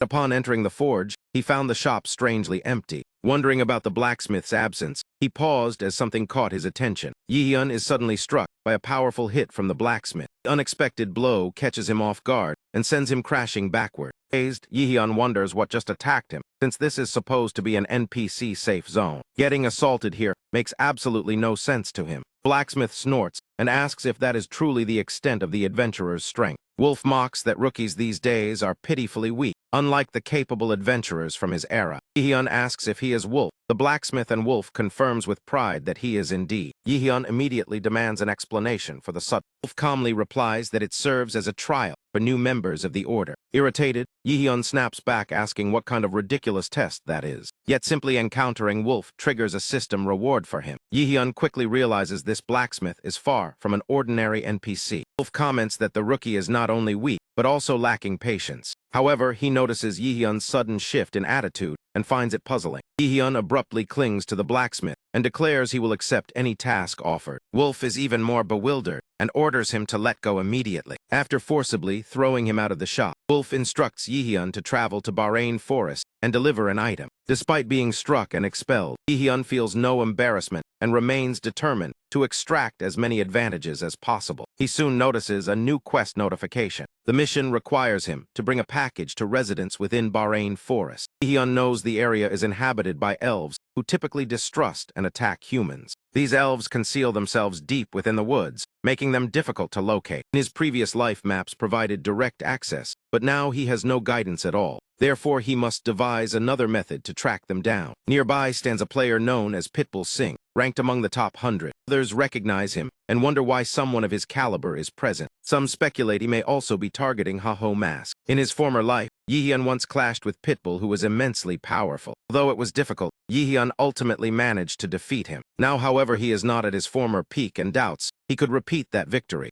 Pitbull earned his nickname through his ruthless methods in battle. As a result, many assume Ha-Ho Mask would stand no chance against him. Hearing these rumors infuriates Yi-hyun. He states he refuses to tolerate such talk and will never accept being deemed inferior. That moment, someone approaches saying Ha-Ho seeks information about Bahrain Forest. Pitbull fixes his gaze on Yi-hyun and offers to share all he knows about the region. Surprised, Yi-hyun asks what Pitbull expects in exchange. To everyone's astonishment, he does not issue a threat. Instead, Pitbull declares he wishes to confess his love. Yi-hyun is completely taken aback. The surrounding crowd is equally stunned by the statement. After all, nobody ever imagined Pitbull Singh making a romantic confession. Later, Yi-hyun finds himself utterly confused about how to respond. He cannot calm his thoughts and blames Pitbull for the chaos. Because of Pitbull's dramatic declaration in public, the city erupted into uproar, and they were forced to flee into the forest, where they became separated from others. Yi-hyun firmly states he is not interested in men and intends to reject the confession. Pitbull quickly clarifies there has been a misunderstanding, and he was not confessing to Ha-Ho. He explains that months earlier, hunting near the forest, he encountered an unusual rabbit. Shortly after, a young woman appeared searching desperately for her pet. That was the first moment Pitbull laid eyes on her. He insists she was the most beautiful woman he had ever seen. However, the instant she noticed him, she fled with her rabbit, leaving him behind. Since that day, they have never crossed paths again, and he has been waiting endlessly. She never returned. Determined to find her, he questioned NPCs for any clues about the elves. Every lead failed until a rumor reached him. Learning that another was searching for elves, he decided to cooperate with Ha-Ho. Yi-hyun grumbles that Pitbull could have simply explained that from the start, instead of theatrically talking about a love confession. Though exhausted by the ordeal, Yi-hyun knows he must finish the quest. At present, Pitbull represents his only lead to the elves. Sighing deeply, Yi-hyun asks Pitbull to guide him to where he first saw the woman. They arrive at a breathtaking waterfall. Pitbull explains that Bikang Waterfall is rumored to be a hotspot for elf appearances. Other possible locations include an ancient oak or the outskirts of a nearby settlement. Yi-hyun narrows his eyes and asks whether monsters inhabit the area as well. Pitbull grimly confirms that enormous beasts roam there, and extreme caution is required. Yi-hyun announces his typical tactic, which is to hunt monsters and observe the results. Suddenly, a gigantic serpent bursts forth. Pitbull moves to engage, but Yi-hyun halts him, declaring he will face the serpent alone, while Pitbull warns that its level is dangerously high. Yi-hyun smirks confidently, saying he is Ha-Ho the Masked One and fears nothing. He charges straight at the towering snake. Serpent strikes first and hurls him violently through the air. Pitbull shouts, asking if he is still alive. Slowly, Yi-hyun rises to his feet, clutching his side dramatically with tears forming. He groans that the pain is unbearable and claims he is dying. Confused, Pitbull asks what sort of act he is putting on. As Yi-hyun appears defenseless, the serpent prepares another attack. Pitbull screams for him to dodge before he is killed, yet Yi-hyun remains motionless. Suddenly, a swift arrow slices through the air. It strikes the serpent squarely. Additional arrows rain down immediately after. Pitbull's eyes widen as realization dawns on him. Yi-hyun explains that residents flee from monsters rather than fight them. So when those residents are targeted, elves reveal themselves to defend them. Pitbull understands that Yi-hyun was acting all along, though Yi-hyun admits there was a risk he might have miscalculated. Fortunately, his gamble proves successful. He addresses the hidden elves, introducing himself as Herkin sent by Wolf, the blacksmith. Yi-hyun states he carries an important delivery and respectfully requests entry to their village. However, one elf angrily accuses him of deceiving them. Another adds that this is why elves distrust humans, calling them greedy and repulsive beings. They sneered, unwilling to accept that Lord Wolf would assign such an important responsibility to a rogue like him. Yi-hyun understood that using brute strength was not an option. It would jeopardize the entire operation. He struggled to think of another way forward. Without warning, Pitbull suddenly knelt before the alphas. He begged for forgiveness, admitting their trickery but insisting he had no alternative because he needed an audience with their leader. Pitbull revealed he had encountered her in the woods some time back and had been captivated at first sight. Now that fate had brought them together again, he implored her to allow him the chance to truly know her. Despair tightened its grip around Yi-hyun. The elves already bore deep resentment toward humans, and this stunt would hardly mend that hostility. To his astonishment, however, the elf claimed she couldn't fault anyone for being enchanted by her. Fully aware of her own allure, she introduced herself as Selene. She then promptly invited Pitbull to come visit her settlement. In doing so, the hero successfully accomplished his objective of locating the elves. Still, he was amazed at how wildly unpredictable the game could turn out to be. As they continued on, Yi-hyun questioned how the situation had escalated so absurdly. Pitbull answered lightly that he could pass away content at that very moment. Irritated, Yi-hyun shot back that they had nearly lost their lives to the elves. Yet Pitbull was swooning over a charming but eccentric girl just because she accepted his feelings. Drawing from experience, Yi-hyun cautioned him that someone as stunning as her could also be dangerously unstable. He urged Pitbull not to be blinded by outward beauty, but Pitbull admitted his fascination with elves went beyond appearances. To him, elves embodied the essence of fantasy itself, though not in the way Hi-ho was assuming. Pitbull shared that in his younger days, every game and comic he enjoyed featured them prominently. In his eyes, elves represented the pinnacle of the fantasy world. Exploring enchanted realms alongside them had always been his cherished dream. Lifelong admiration was why Pitbull adored elves so deeply. Yi-hyun, however, questioned what any of that had to do with confessing his love. Pitbull countered by asking whether Ha-ho himself wasn't playing to realize his own ambitions. Yi-hyun scoffed, claiming his aspirations weren't so foolish, then revealed what he truly saw. He aimed to rise as the most powerful player in Warlord and crush anyone who opposed him. The mere thought of that future thrilled him. Pitbull wondered aloud if that mindset made Heiho no different from those he despised. Yi-hyun replied coldly that it didn't matter, since in this realm the powerful consumed the powerless. He refused to live as prey. He intended to stand as the predator. Pitbull observed that by that logic, if the same fate befell Heiho,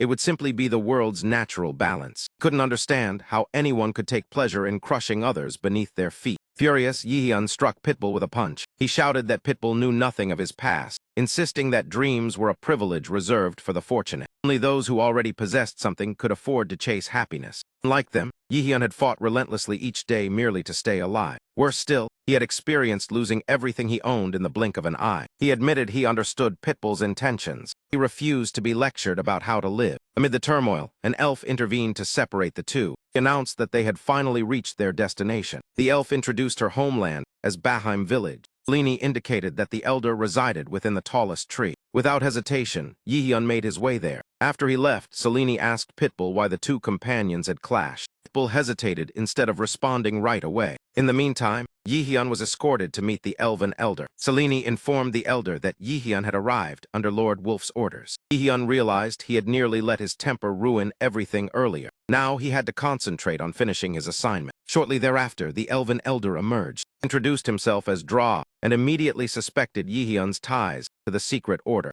Yi-hyun acknowledged that the suspicion was correct, then handed over the parcel from the blacksmith. Dara opened the package to reveal what lay inside. Yi-hyun instantly identified it as an epic-tier artifact capable of cleansing all debuffs and harmful statuses. It was the Bracelet of Purification. He finally understood why Wolf had kept its contents hidden until delivery. Still, a troubling realization dawned on Yihyun. His upcoming objective involved purifying a corrupted elf, exposing the mastermind behind the second primary quest. He had assumed the artifact would be granted to him as compensation. Instead, Dra told him his business was finished and he could depart. Yihyun asked if that was truly all he intended to say. Dra confirmed there was nothing further and even mocked Yihyun for his weakness. In that instant, Yihyun recognized the familiar pattern. His level was still insufficient to continue the central storyline. He declared he would return once he had grown stronger. Away from the elven settlement, Yihyun vented his frustration by fighting monsters, anger boiling as events kept turning against him. To worsen matters, the Thunder Hunters were leading the main quest progression. Having recently slain the ogre, they were likely advancing through the Urgel Mountains.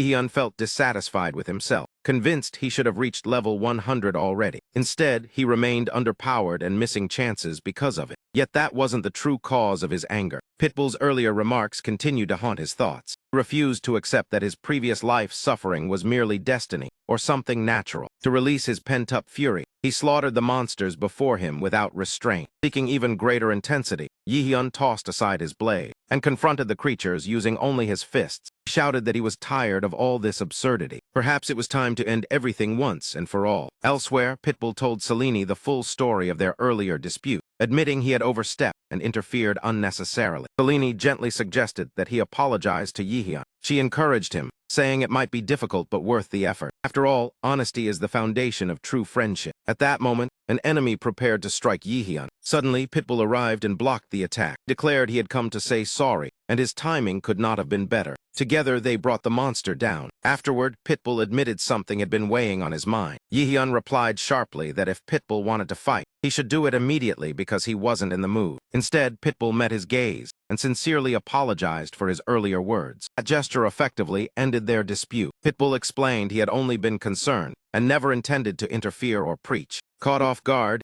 Yihyun suggested that if Pitbull felt remorseful, he could help by hunting monsters together. Even so, Pitbull asked whether his apology had truly been accepted. Yihyun answered that they would keep hunting until exhaustion, leaving no room for Pitbull to escape. Perplexed, Pitbull wondered aloud if apologies required payment. Yihyun clarified that wasn't his meaning. It was simply his own way of acknowledging the apology. In the midst of their exchange, another monster suddenly lunged at them. This round, they launched their assault side by side, bringing the creature down in a matter of moments. After that, they wipe out the lesser monsters lurking nearby. With every win, experience pours in and their levels climb rapidly. Following a grueling stretch of non-stop hunting, Yihyun at last reaches level 100. He announces he stayed awake for 3 straight days to hit this goal, and now exhaustion is crushing him. Equally fatigued, Pitbull suggests they log out and rest, but Yihyun insists that at his current level, he can finally challenge the main storyline without obstacles. He admits that without Pitbull's support, reaching this point would have taken much longer. Just before Pitbull disconnects, Yihyun awkwardly mutters his thanks for the help. Pitbull laughs it off, telling him not to act shy since they're both guys and it's weird seeing him so embarrassed. Pitbull logs out, leaving Yihyun alone,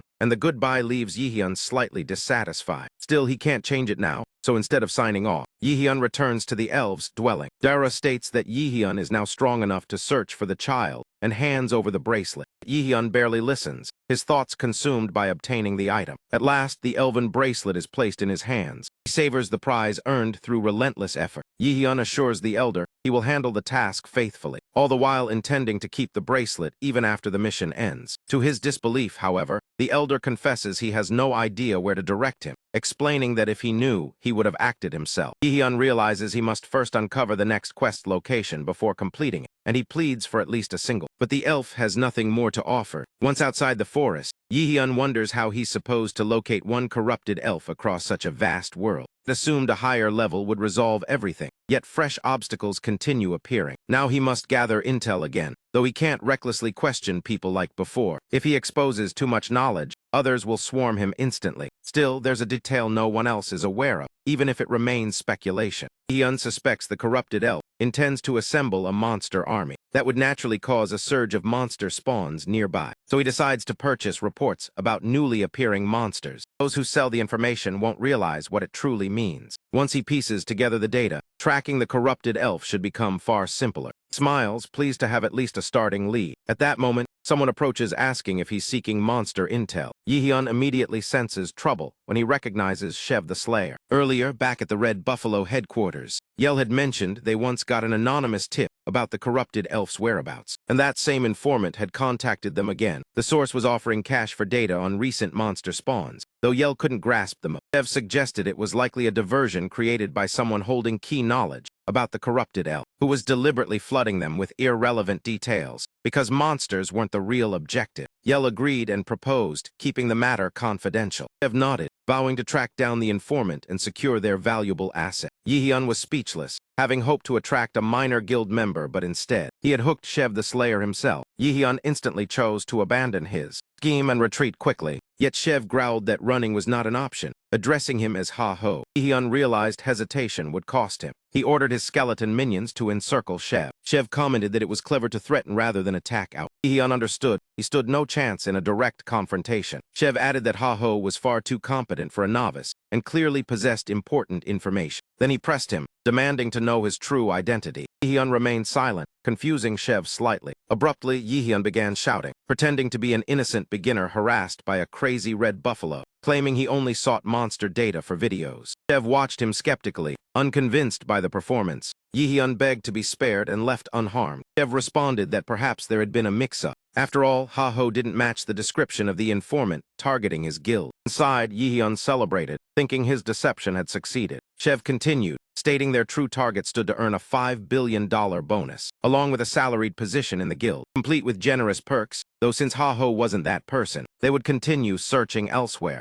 Upon hearing this, Yi-hyun claimed joining the Red Buffaloes had always been a dream, but $5 billion was an enormous figure even for them. He remarked that Shev's behavior contradicted his words, and that not everyone could be bought. Privately, however, Yi-hyun imagined living lavishly with that kind of fortune. Shev then directly invited Ha-Ho to join his guild, offering an identical deal if he agreed. Yi-hyun replied that the proposal felt sudden and confusing. Shev urged him to weigh his response carefully, warning that if Ha-Ho refused alliance, he would be treated as an enemy and eliminated on the spot. Yi-hyun answered that he would not accept now, insisting he wanted to grow without leaning on others. He aimed to achieve everything through his own effort, even at the cost of his life. Added boldly that once powerful enough, he would bring the Red Buffaloes to their knees. Shev stepped aside, admiring the scenery and pointing toward Red Lake. He revealed his guild had confirmed a dramatic increase in monster activity there. He unquestioned why such information was shared with a supposed rival. Shev dismissed the idea, saying he didn't view a mere kid as competition. He claimed his guild was far too strong to be concerned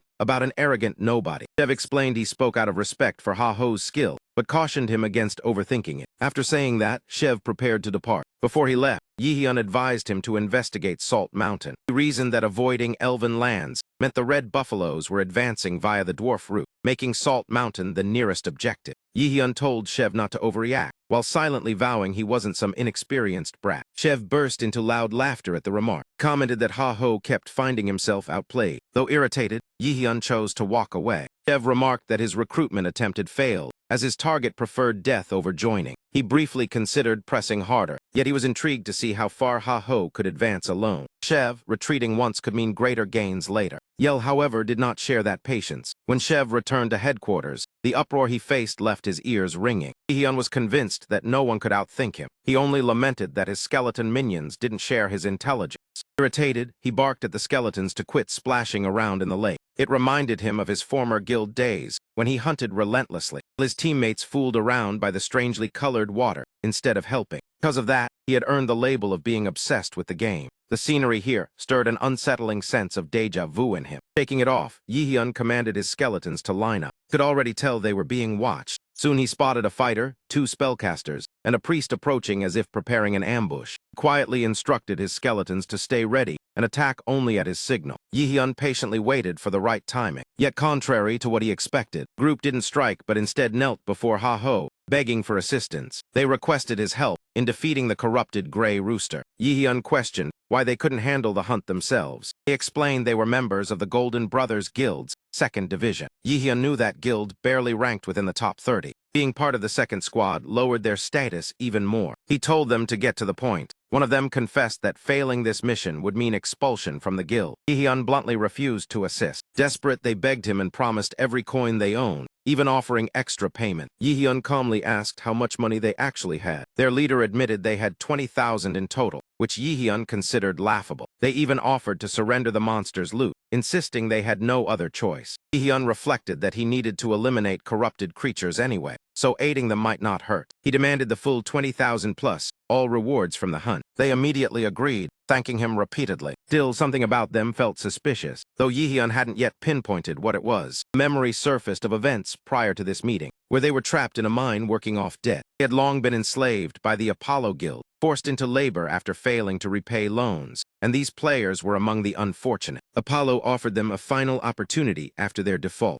Condition was to eliminate Hey-Ho the Mask. Only then would their debt be erased. They protested that the assignment was far beyond their ability. Apollo assured them with top-tier gear and said he didn't care how it was done as long as Ha-Ho Mask died. Otherwise, they would remain condemned to the mines forever. Back to the present, the group planned to use the monster as a distraction, and then ambush Hi-Ho when he least expected it. However, once they laid eyes on the beast, they realized their expectations had been naive. Gray Rooster was level 120, towering above their own levels. Yi-hyun stated he would break its armor first and leave the rest to them. He activated his muscle enhancement skill, then dashed forward with explosive speed. They watched in awe as Hi-Ho engaged the monster head-on. Yet they knew the rooster specialized in ranged attacks, which posed danger. Yi-hyun was fully aware of the risks involved, effortlessly evaded incoming strikes and remarked that this rooster felt slower than before. While dodging, he countered with rapid assaults driven by refined speed. The monster couldn't slip away from his relentless blows. Yi-hyun maintained control, and soon enough, he shattered the creature's protective armor. The observing players were left speechless. Yi-hyun added that once the helmet was gone,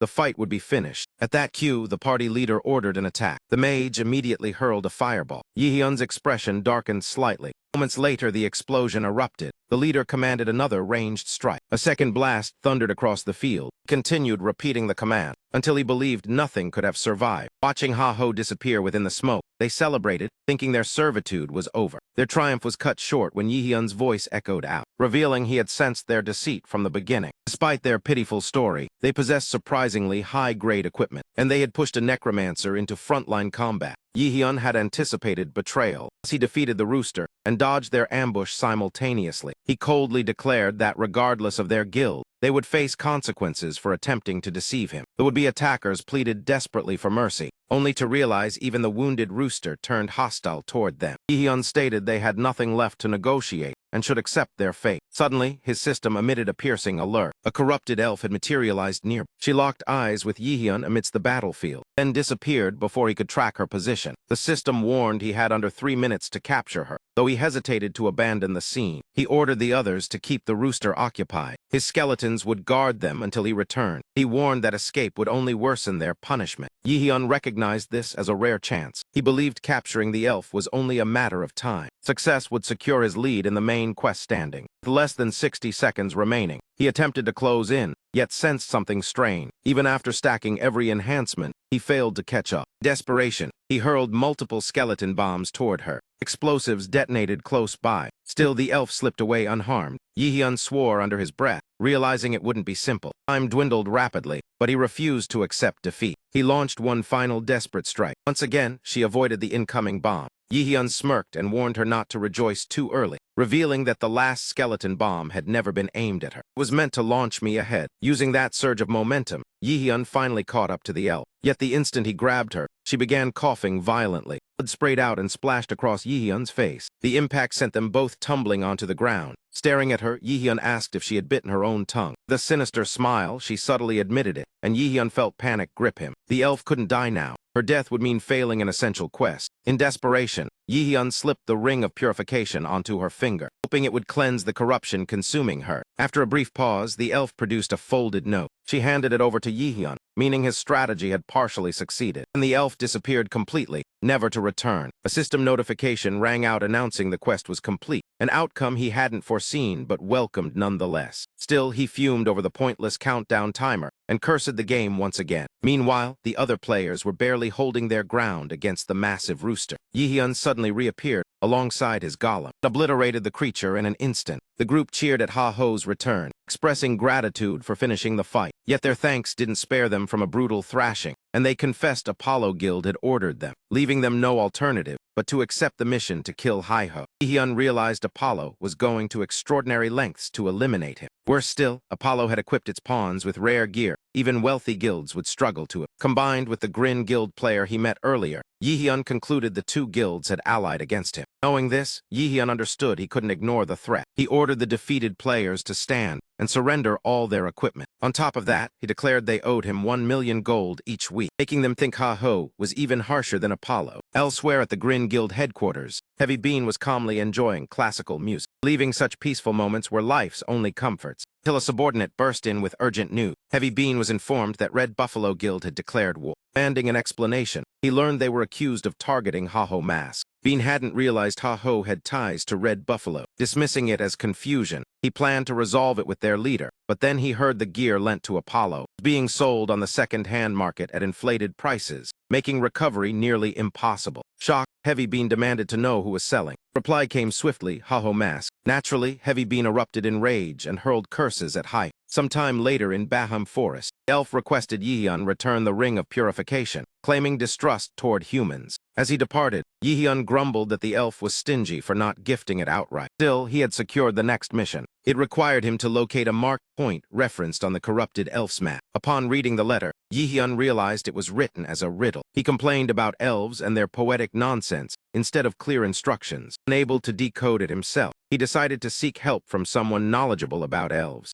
Thus, Yi-hyun went to find Pitbull. To his surprise, Pitbull had grown even closer to multiple elves since they last met. Jealousy flared, and Yi-hyun silently wished Pitbull misfortune. One elf even fed Sing directly. Another teased that Aisha was clearly his favorite. Sing quickly denied any favoritism, claiming he cherished all the elves equally. Annoyed, Yi-hyun questioned what Pitbull was doing surrounded by admirers. Pitbull insisted everything happened naturally. He explained that earning their affection was necessary to extend his stay in the village. Realizing it must be tied to a quest, Yi-hyun confronted him, causing the elves to push him back. The elves tried to shove Yi-hyun away. Sing stopped them calmly, saying violence wasn't needed. He confidently declared no one there could harm him anyway. Yi-hyun grew irritated, risking his life while Pitbull enjoyed the company of elves. Sing then remarked it had been some time and asked Yi-hyun's purpose. Yi-hyun handed over the letter and requested its meaning. Sing explained the poem pointed toward Blue Mist Forest, and Yi-hyun wondered how Pitbull solved it so quickly. Sing clarified the poem referenced a place protected by eagles beneath skies covered in blue mist. Description matched only one location, and Sing advised Yi-hyun to read more books instead of playing around.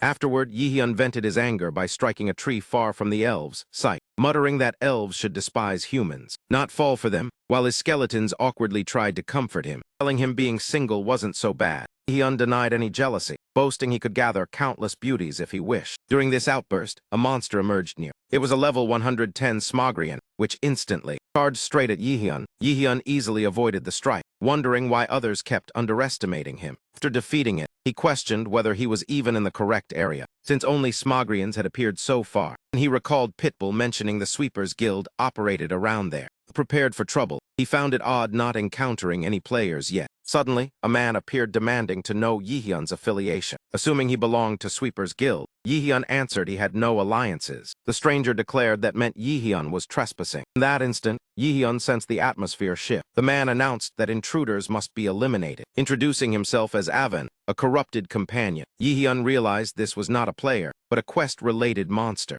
Immediately launched an attack, only to find his opponent overflowing with power. His strikes had no visible effect. Yi-hyun summoned his skeletal knights for support, but one was destroyed almost instantly. Within seconds, the enemy wiped out the rest of his skeleton army. Furious at their destruction, Yi-hyun activated his speed enhancement and slashed fiercely at the foe. Afterwards, he scoffed, claiming the monster wasn't that impressive after all. However, Yi-hyun quickly discovered that his opponent was nowhere near finished. To make matters worse, Avon had the ability to regenerate his wounds. Any physical strike against him proved completely ineffective. Yi-hyun had never seen such a creature before and wondered why something this broken even existed in the game. Then ordered his last remaining skeleton mage to fire a spell from a distance. Yet before the mage could release its magic, it was instantly crushed by the monster. making Yi-hyun realize brute force wasn't the only thing failing. Avin was swift enough to evade spells as well, leaving Yi-hyun questioning how he could possibly. Reflected that not even in his previous life had he encountered anything like this. Recognizing the extreme difficulty, he understood he had to unleash everything he had. Yi-hyun summoned every skeleton at his disposal, along with his golem. At the same time, he cast Sloth's Curse and Spirit Corrosion upon the enemy, hoping the combined effects would finally make a difference. Despite throwing his entire arsenal at Avin, the monster countered effortlessly, smashing his skeleton army yet again. Yi-hyun was left in shock, but before he could even react, the enemy charged straight at him. Furious, Yi-hyun stepped in to fight at close range. He accepted that his summons were useless, and that he had to handle this alone. The fight had turned into a pure duel. Yi-hyun knew one decisive strike could determine victory or defeat for either of them. Avin delivered a brutal kick, sending Yi-hyun hurtling backward, narrowly missing a fatal impact. Rage boiling over, Yi-hyun called forth his golem again to support him, attempting to restrain the monster by using his construct as a trap. He cleared the way ahead, preparing for a powerful, decisive charge. Yet the opponent slips loose and lands a crushing blow on Yi-hyun, leaving him badly wounded. Still, this outcome was calculated from the start, and once he closed the gap, Yi-hyun activated his abilities, locking the foe in place with a brief freeze. His skeletal mages appeared at his side, gathering energy for a devastating spell. Now that the enemy was boxed in from every direction, Yi-hyun gave the order for everyone to attack at once. Seconds later, a tremendous blast swallowed the creature whole. The explosion almost consumed Yi-hyun as well. Notification confirmed the completion of the Quest Elf's remembrance, yet the foe's statistics seemed absurdly inflated to Yi-hyun. To mend his injuries, he quickly downed a restorative potion, and an unbelievable twist occurred. Terror seized Yi-hyun when he saw his opponent rise back to its feet. Worse still, he knew he lacked the strength to continue, and forcing the fight would only guarantee his defeat. Strangely, instead of striking Yi-hyun, the creature smashed its own skull with force, leaving Yi-hyun staring in complete confusion. Moments later, the mask covering the enemy cracked apart, begged Yi-hyun to end his life. Before the corruption overtook him again, he confessed that he too had once belonged to the secret order. On a mission, he had fallen victim to corruption, and after prolonged suffering, his sanity had been warped. Since then, he had turned into a beast that slaughtered any human who entered the region. He had joined the order to protect lives, not to take them.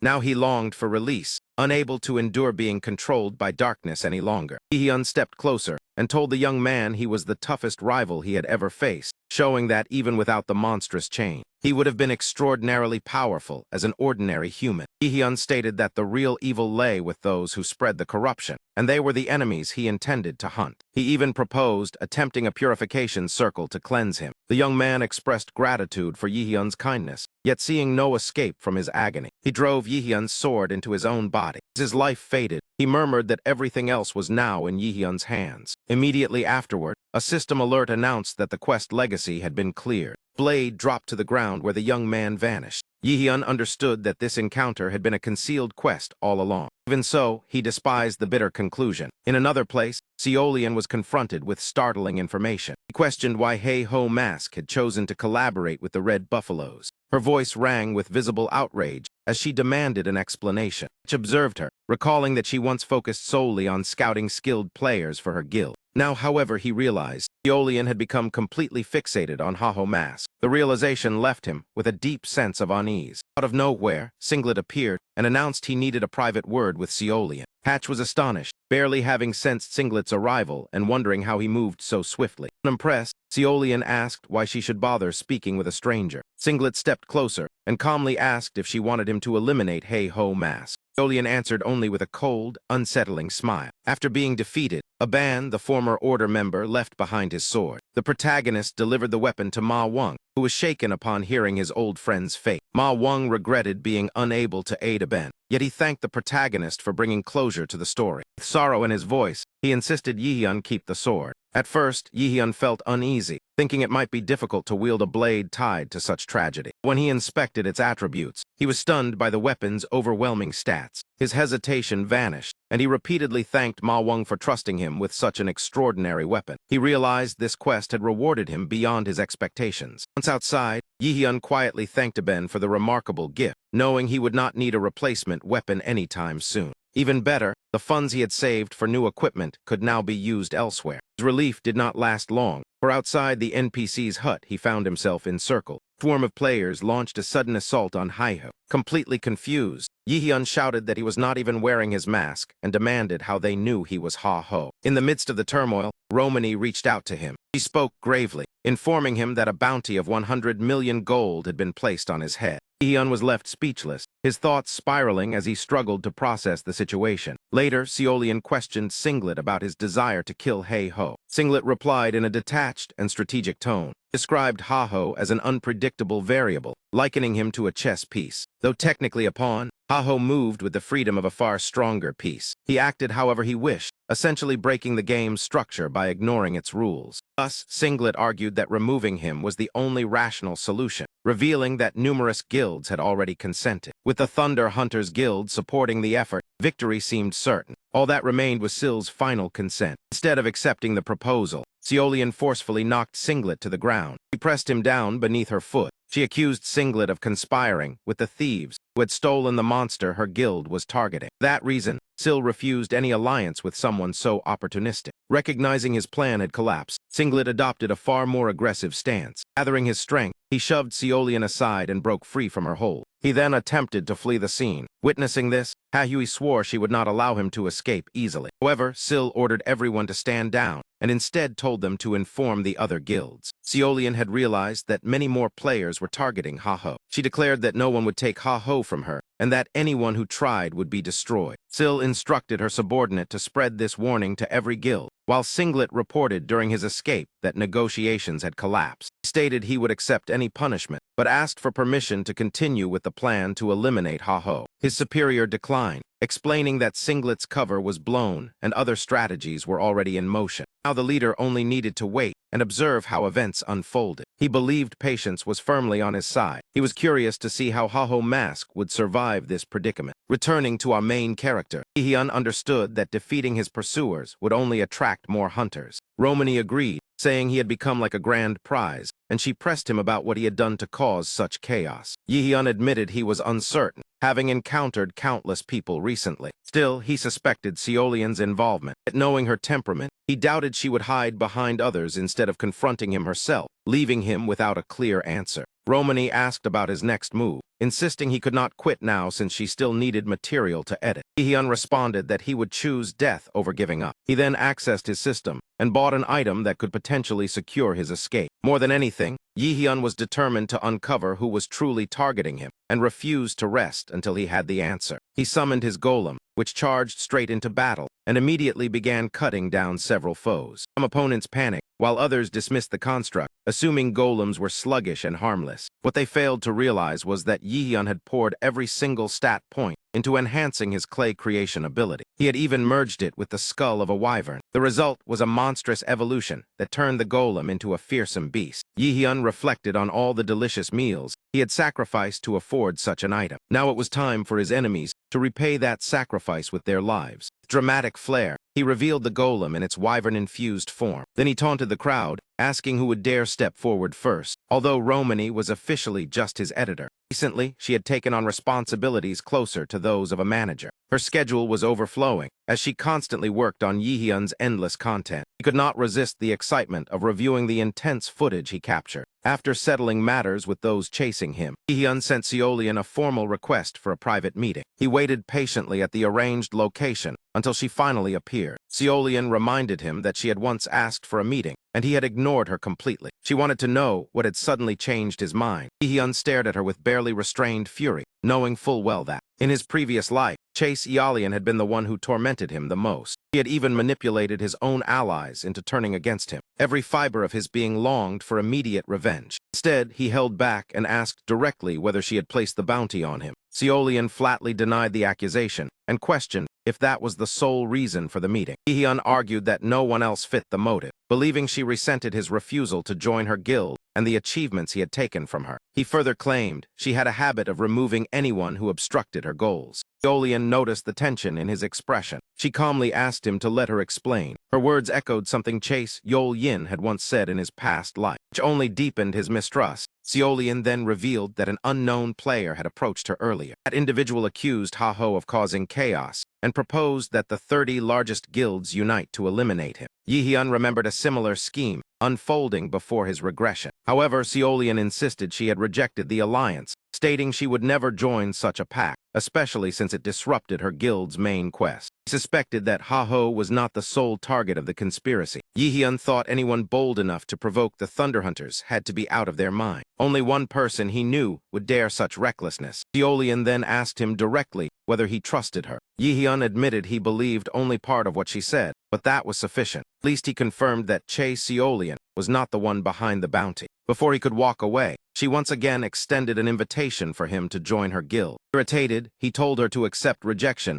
and stop trying to recruit him. Seolian responded that she sensed his dislike, remarking that many people seemed to hate her without clear reason. Still, she maintained that her offer was for Ha-ho's benefit. She believed surviving alone with 100 million gold bounty was unrealistic. That was why she wanted to provide him official protection. Such protection required his trust. She promised she would never force him into submission. Frustrated, Yi-hyun declared he would sooner die than join the Thunder Hunters. Seolian advised him not to let pride cloud his judgment. Nevertheless, he firmly stated he would not join any guild. His goal was to rise as Warlord's strongest player through his own efforts. He swore never to accept protection or affiliation. At first, Seolian considered his stance immature. In the end, she simply wished him luck and said she would become one of his fiercest rivals. Yi-hyun interpreted her smiling words as a challenge, almost like a declaration of war. After that, he mounted his golem and took to the sky, leaving Seolian standing behind. As he reflected, he recalled that Seolian had been relentlessly pursued in his former life and suspected events before his regression had shaped that fate. He decided to set those thoughts aside until he identified the mastermind behind his bounty. Not long after, Ramani called him and demanded an explanation for his latest stunt. She reported that a fresh wanted poster had appeared everywhere. It offered an even larger reward for his capture, prompting her to ask whether he had secured a sponsor.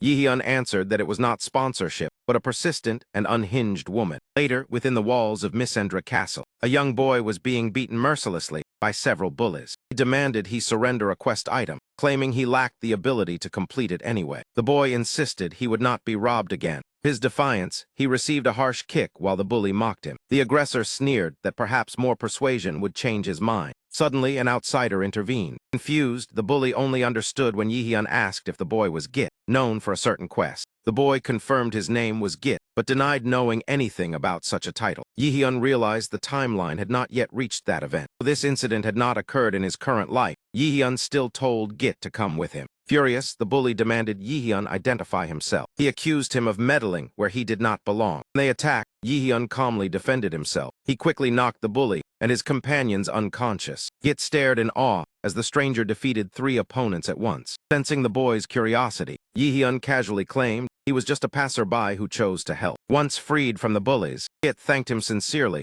and admitted he had almost given up. Without intervention, he would have lost everything again. Yi-hyun explained that the quest they fought over involved exploring ancient ruins. Completing it would remove the barrier blocking the path behind them. Astonished, Git questioned how Yi-hyun possessed such knowledge. Rather than explain, Yi-hyun demanded the quest, making Git suspect he was no different from the bullies. Sometime later, Yi-hyun proceeded toward the quest destination. Though irritated, he had no choice but to bring Git along. As the boy continued whining, Yi-hyun told him to be quiet and focus on becoming stronger instead of complaining. Git argued that it was pointless, since every attempt to defend himself had ended in failure. He admitted he despised his own weakness and constant shortcomings, which resulted in him always being pushed around. He explained that whenever he joined raid teams, he only hindered them. Even venturing alone led to his quick defeat by monsters. Eventually, he abandoned dreams of exploration and settled for minor tasks assisting village NPCs. That series of small jobs ultimately led to their current quest. For the first time ever, he sensed that the game was finally acknowledging his hard work. That was exactly why he fought desperately to keep the quest from slipping through his fingers. He avoided challenging Yi-hyun directly because he understood he stood no chance of victory. So instead, he persuaded him to let him tag along. Yi-hyun shot back that if Git had no desire to improve, then he could continue living in misery. He proclaimed that no matter what obstacles arose, he would conquer the dungeon. Still, Yihyun pointed out that just because Git had lived like this until now, it did not mean he was doomed to remain that way forever. It reflected that earlier he truly believed he would die if he refused to hand over the quest. Now that Yihyun had left him behind, the boy considered quitting the game entirely and abandoning him.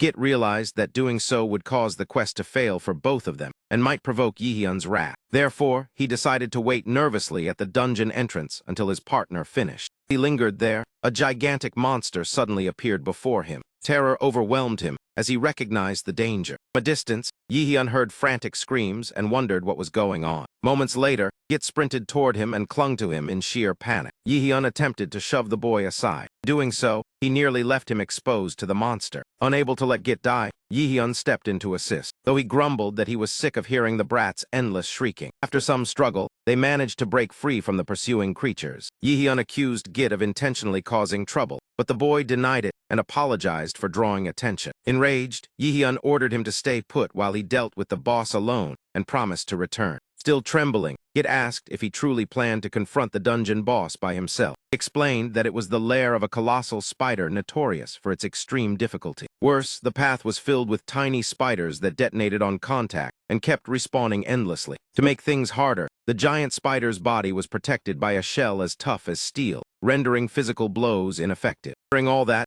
Yihyun mockingly suggested Git lend a hand if it was so terrifying, but Git declined and simply wished him luck. Yihyun responded that he merely needed to avoid drawing the smaller spider's attention. He was confident he could handle the boss without much trouble. With that confidence, he rushed straight toward the giant spider. Noticed in awe that Yihyun advanced without even brushing against a single strand of web. The giant spider sensed the intruder, yet before it could respond, Yihyun launched his attack. Seizing the opportunity, he crushed one of its legs. He declared it was only the start, intending to disable all its legs, then finish it off by targeting the body. Watching from afar, Git was stunned that Yihyun faced the spider alone and thought he might truly succeed. But when he looked down, he realized he had stepped on a sticky web. That meant a hatchling was on its way to attack. The baby spider collided with Git and exploded. The blast served as a signal, drawing more hatchlings toward him. Git screamed as they swarmed him. He found himself trapped, encircled by the relentless spiders. Suddenly, another explosion erupted with Git at its center. Yihyun pulled him out at the last second, though he muttered that Git was nothing but baggage. Git asked in confusion why Yihyun had returned for him. Yihyun snapped at him to stop talking and run back to the dungeon entrance. He insisted the quest could not fail now, and if it did, he would hold Git accountable. Horrified, Git watched Yihyun get engulfed by spiders in his stead, unable to assist. As he ran, he questioned why he was so utterly useless. He blamed himself for always dragging others down and fleeing when things grew tough. In his haste, Git stumbled over a rock. He crashed to the ground, worsening his plight. Overcome with frustration and self-hatred, he wept, desperate to act yet knowing he lacked the strength. Git had long accepted he was worthless and believed places like this were not meant for failures. Amid his spiraling panic, he recalled Yihyun's words that his weakness did not have to define him forever. That thought made him stop crying and reflect deeply. Meanwhile, inside the lair, Yihyun was bound within a web cocoon. After some time, he tore himself free, having allowed capture intentionally to protect them from total annihilation. Now liberated, he prepared to continue the mission. Without his skeleton summons, he would need to fight on his own. Unexpectedly, Git returned, and Yihyun demanded an explanation as the boy claimed he could not abandon him.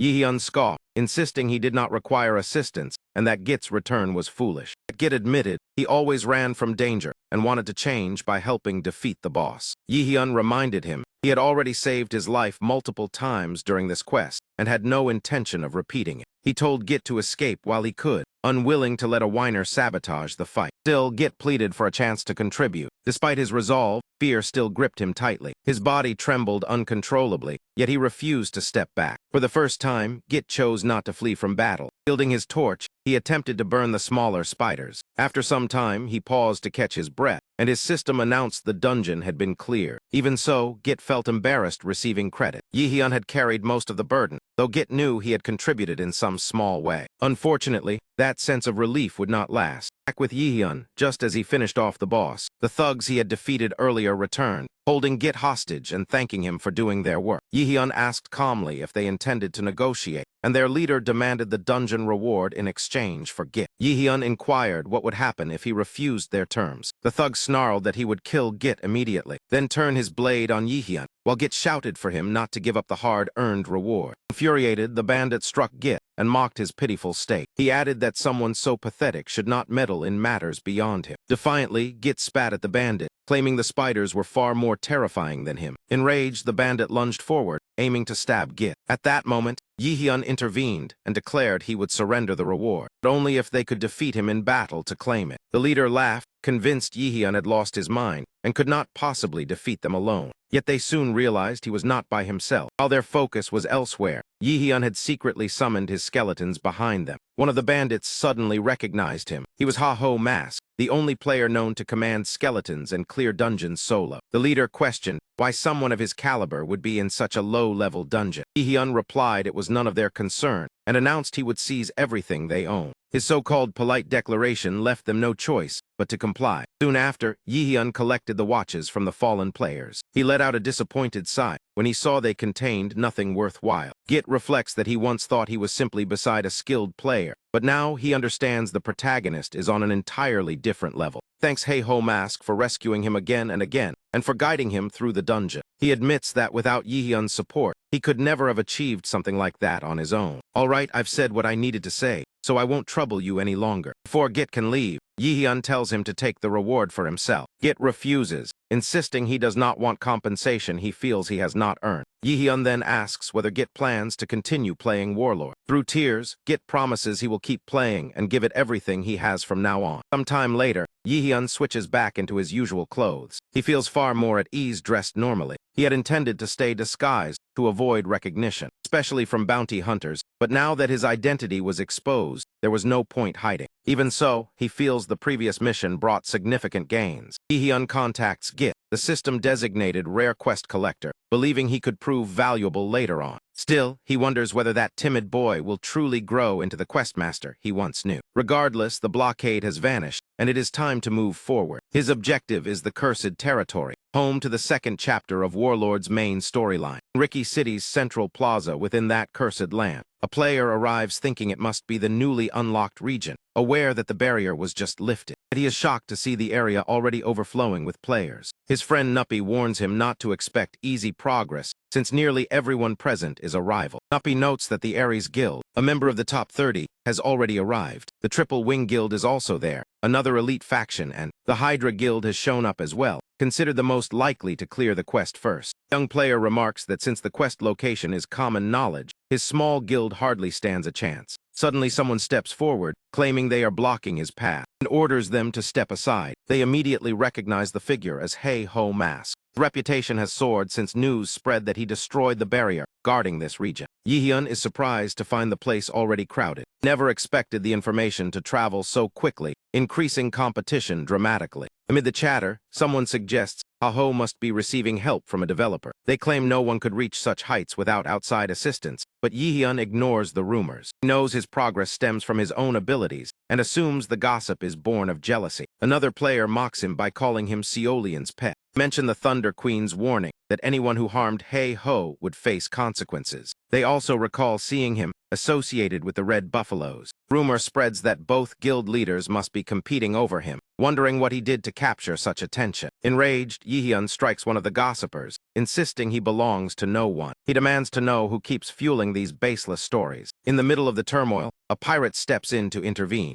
Is Sarabo, an NPC affiliated with the Secret Order. He warns Yi-hyun not to disrupt such a critical quest, and the crowd realizes this confirms the quest location. Yi-hyun understands as well and reigns in his anger. Once he settles down, Sarabo announces he has explanations to share. He reveals the land is cursed because the corrupted Count conducted experiments here for years. As a result, the nearby monsters have all been tainted. The area must be cleansed before proceeding. Yi-hyun recalls hearing the same briefing in his previous life, and he knows that to investigate the curse, they were once tasked with capturing a goat-headed chimera. Troublesome, it was manageable, and Yi-hyun remembers exactly where it appears. However, the pirate now declares they must hunt an evil eye instead. Instantly, Yi-hyun's expectations collapse. Whispers spread that the evil eye is a level 150 cursed beast, making the mission far deadlier. Nevertheless, Sarabo insists that bringing him that creature is mandatory to advance. He adds that only 4 teams will be chosen, forcing players to group up or be left behind. Chaos erupts among the gathered players. The pirate calmly reminds them that forming teams is optional and wishes luck to those who accept. Immediately, players rush toward the target in a frenzy. Jihyun, however, remains still.